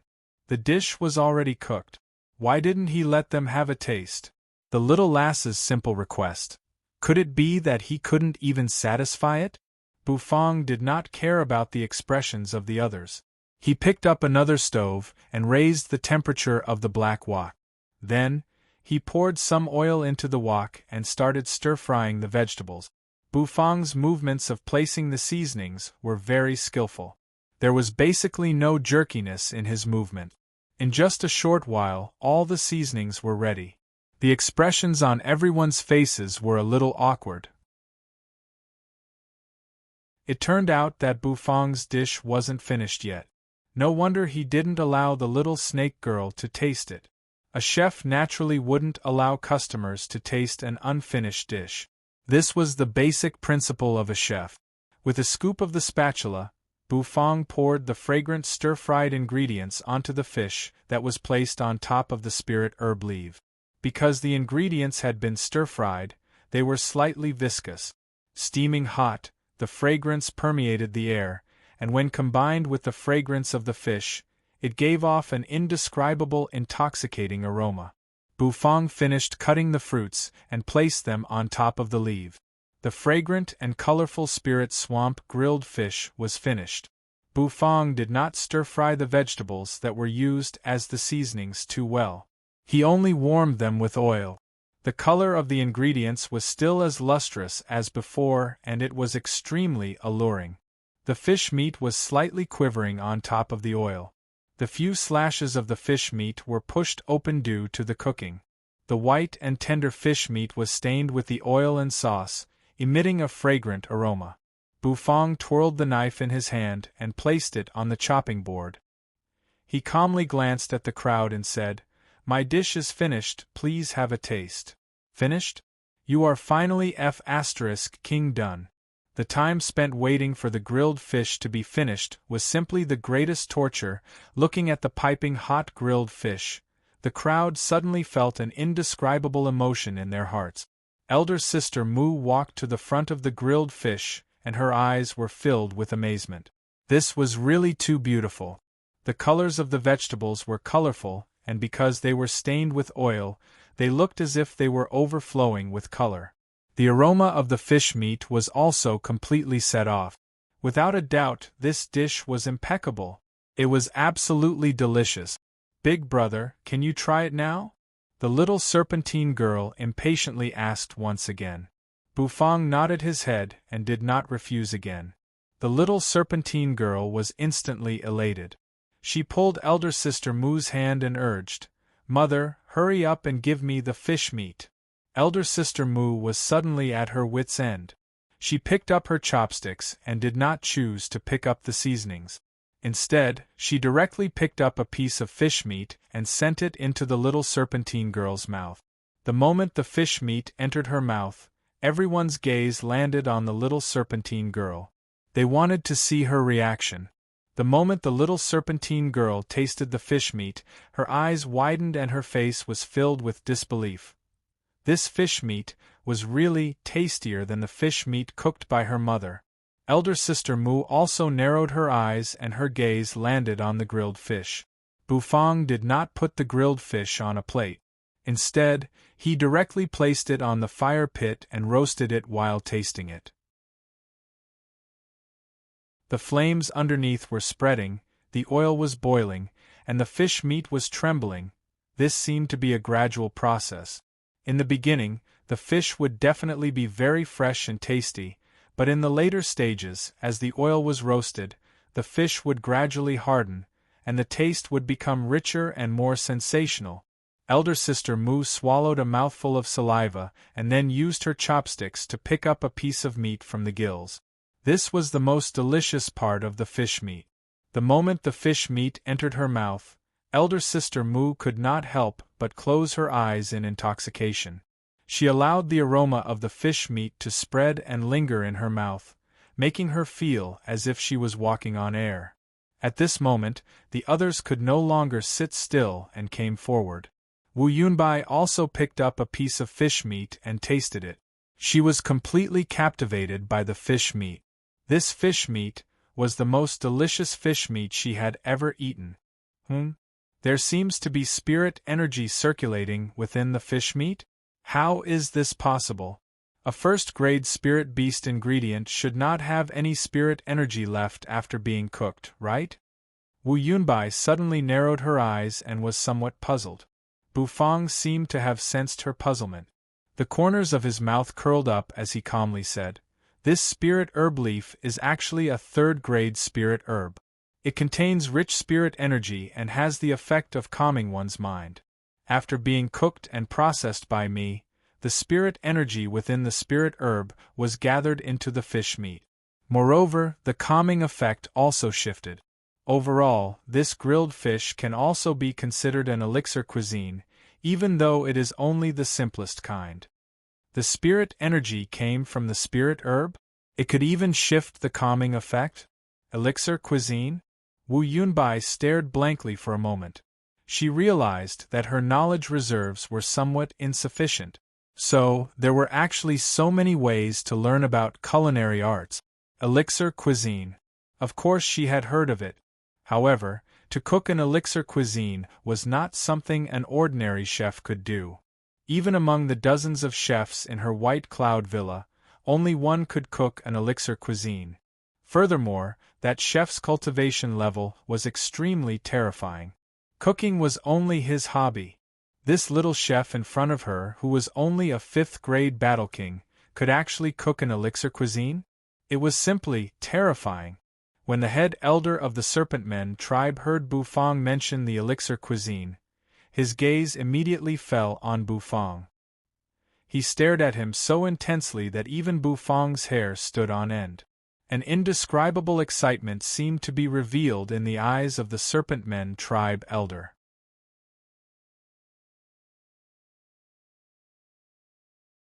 Chapter 174.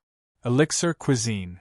The head elder of the Serpent Men tribe took a deep look at Bufang. However, he suppressed the excitement in his heart and did not rush over to ask anything. Bufang did not notice the expression on the head elder's face either. As he looked at the crowd of serpent men who were intoxicated by his delicious dishes, the corners of his mouth curled up.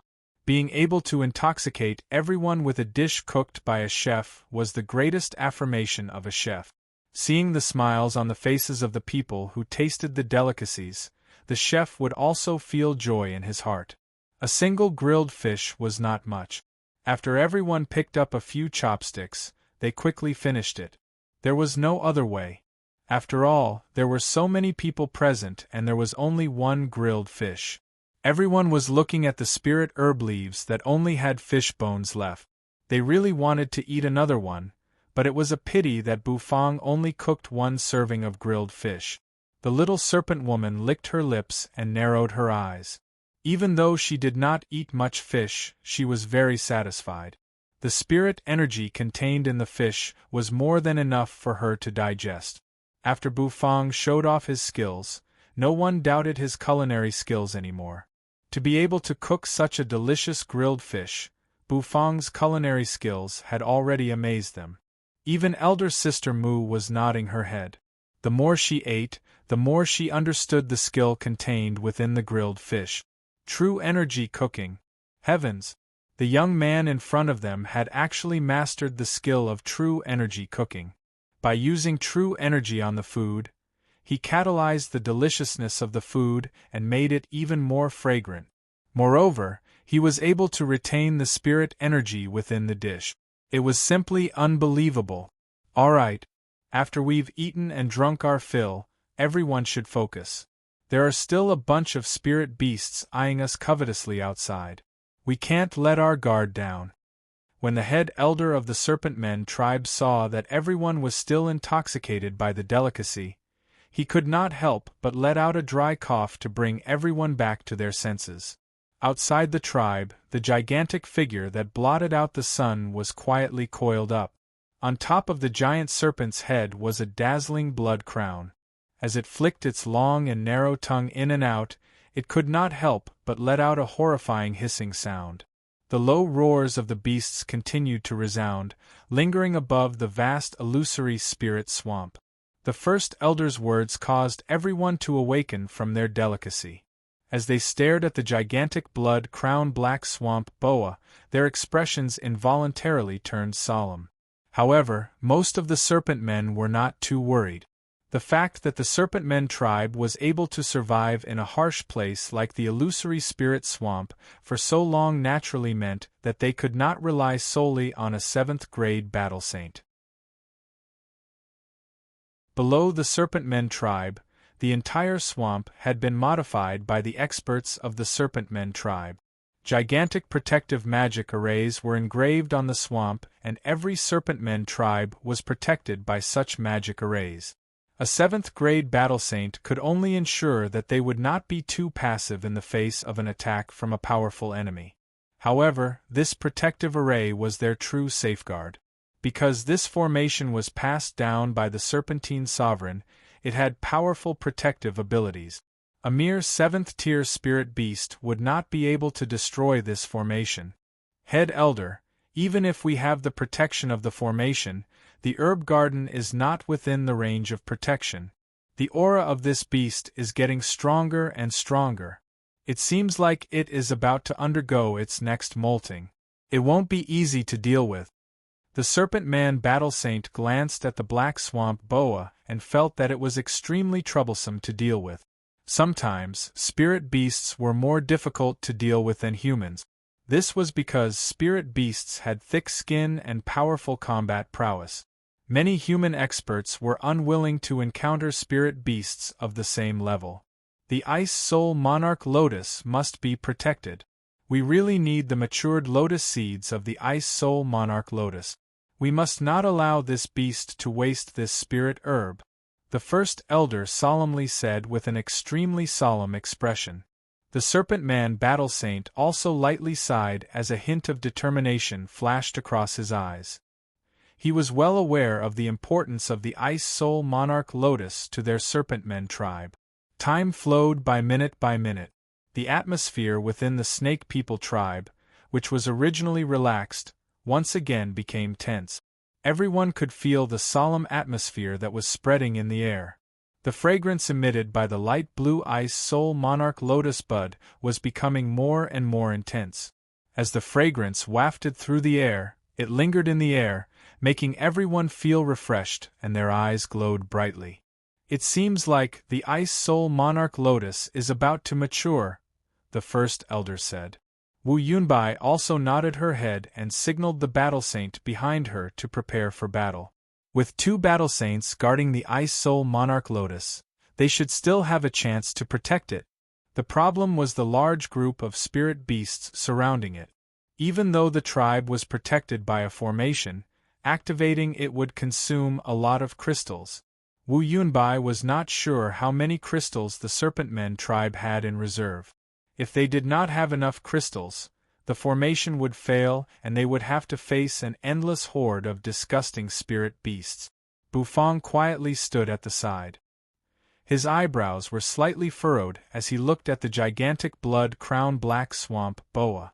No one knew what he was thinking. He stared at the blood crown of the blood-crowned black swamp boa for a long time and could not help but smack his lips. He seemed to have some thoughts about that gigantic blood crown. This blood crown seems to be of good quality. It might be a good ingredient, but it will be a little difficult to get my hands on it, Bufang muttered to himself with a snort. Elder Sister Mu was standing beside Bufang. When she heard Bufang's muttering, she did not know whether to laugh or cry. This young man was indeed a chef. Even looking at the blood crown would make him think of ingredient. All of the essence of the blood-crowned black swamp boa was gathered on its blood crown. Without a doubt, that blood crown was an extremely nourishing ingredient and was definitely precious. However, the blood-crowned black swamp boa was about to shed its skin and advance to the 8th grade. How could it be used as an ingredient so easily? Bufang naturally did not know what Elder Sister Mu was thinking. He was only staring at the blood-crowned black swamp boa. The aroma was getting stronger and stronger. The aroma of this spirit herb seemed to possess some sort of magical power.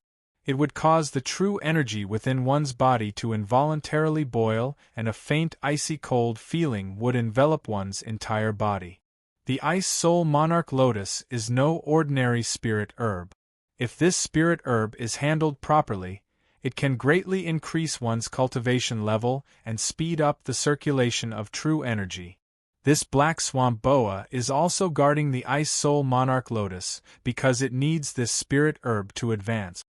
Elder Sister Mu seemed to have noticed that Bufang was puzzled and enthusiastically explained. This beast won't be able to take away our Ice Soul Monarch Lotus. With the elders around, this beast won't be able to show off its might. If Yu Fu's father wasn't seriously injured, this beast. Humph! I coldly snorted as he clenched his fist. He was extremely displeased with the black swamp boa.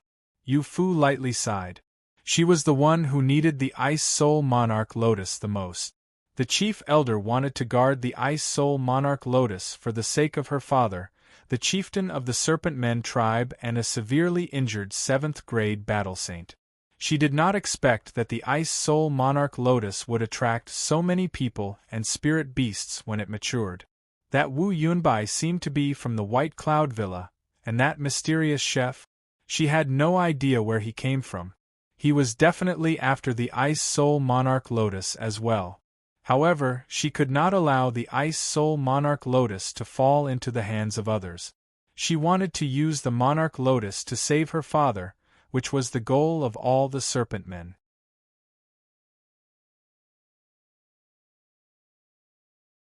Chapter 175. The medicinal fragrance in the air was getting stronger and stronger. It was so strong that the true energy in many people's bodies seemed to be boiling just by smelling it. It was as if their bodies were on the verge of a breakthrough, just like boiling water. Many of the serpent men immediately coiled up their tails, sank their energy into their dantians, and began to cultivate on the spot while inhaling the medicinal fragrance. The Ice Soul Monarch Lotus was indeed an essential spirit herb for advancement. It was no wonder that even a powerful 7th-grade spirit beast like the blood-crowned black swamp boa could not resist following the medicinal fragrance. Rumble. As the medicinal fragrance became stronger and stronger, the blood-crowned black swamp boa, which had been quietly coiled up, slowly raised its body. Its eyes were filled with disdain as it looked down at everything with its gigantic body. Its pitch-black forked tongue exuded a fishy smell as it waited for the Ice Soul Monarch Lotus that was about to ripen. Everyone in the tribe could not help but raise the true energy in their bodies as they stared at the giant serpent. The 2 battle saints were also standing proudly in the sky, exuding a powerful aura to rival the black swamp boa. Bufang's line of sight was almost attracted by the light blue flower bud. The light blue flower bud seemed to have a lustrous luster drifting out of it. It was like a firefly was emitting a brilliance in the dark night, and it reflected the cold moonlight that was sprinkling down from the heavens. The spirit beasts in the surroundings began to roar ferociously. Their auras became restless following the black swamp boa's movements. The black swamp boa straightened its body, slightly lowered its head, and gradually approached the Ice Soul Monarch Lotus. The closer it got, the greater the pressure on the 2 battle saints. This black swamp boa was indeed a terrifying existence that had shed its skin 3 times. The pressure it was emitting was extremely powerful. Wu Yunbai's eyes were also wide open. Her lips were slightly parted as she observed the confrontation in the sky. It seemed like the serpent men and the human battle saints were at a disadvantage. "Look, it's about to bloom," someone suddenly cried out in alarm. His finger trembled as he pointed at the pale blue flower bud in the small pond. As time passed, the flower bud was actually slowly trembling. Everyone held their breath. Suddenly, they felt as if something had broken free from its restraints and burst forth. A surge of ice-cold spiritual energy surged out of the Ice Soul Monarch Lotus like a tidal wave, layer upon layer. "It's starting." Wu Yunbai's eyes immediately lit up as she stared at the flower bud expectantly. The blooming of the Monarch Lotus, the splendor of youth. The beauty of the Ice Soul Monarch Lotus blooming in that instant is absolutely intoxicating. The serpent woman Yu Fu muttered as she stared at the flower bud floating in the pond. A light blue lotus petal quietly fell, accompanied by a surge of spirit energy. Then, the second petal, the third petal. Every time it bloomed, a gigantic lotus leaf shadow would appear in the void. It was like the most beautiful aurora, and people couldn't help but be intoxicated by it. Bufang's eyes shone brightly. Such a beautiful scene was hard to come by. The blossoming of a 7th-grade elixir was always accompanied by a strange phenomenon, just like the phoenix blood herb. When it blossomed in the Valley of the Fallen Phoenix, there was also the scene of a phoenix soaring into the sky. It was incomparably beautiful. The Ice Soul Monarch Lotus was also a rank 7 spirit herb. The beauty of this phenomenon was in no way inferior to the beauty of the maturing phoenix blood grass. Hiss! Rumble! The ground began to tremble. Everyone's attention was drawn away from the beautiful scenery. The gigantic blood-crowned black swamp boa could no longer wait. It spat out its forked tongue as its lantern-like eyes suddenly emitted a resplendent light. Ferocity and killing intent surged within the giant serpent's eyes. The bodies of the two battle saints also tensed up as they shouted out in succession. Up in the sky, the beauty of the Ice Soul Monarch Lotus finally came to an end. Just like the splendor of youth, it was short-lived and only lasted for an instant. The blue petals actually began to rapidly wither, revealing a gigantic lotus pod. This lotus pod was the true essence of the Ice Soul Monarch Lotus. "Bastard! How dare you!" The Serpent Man Elder let out a long roar. With a shake of his serpent tail, his entire body soared into the sky as a pitch-black spear appeared in his hand. The spear was emitting an ice-cold glow. The spear was thrust toward the giant serpent. As the giant serpent rolled on the ground, it charged toward the herb garden. Its target was the wilted monarch lotus's lotus pod. Buzz! The Serpent Man Elder did not dare to be careless in the slightest when facing this giant serpent. He used his full strength from the get-go. Surging true energy gushed out from his body and instantly transformed into thousands of spears that rained down from the sky toward the Black Swamp Boa. An ominous glint appeared in the Black Swamp Boa's eyes. Anyone who tried to stop it from obtaining the Ice Soul Monarch Lotus must die.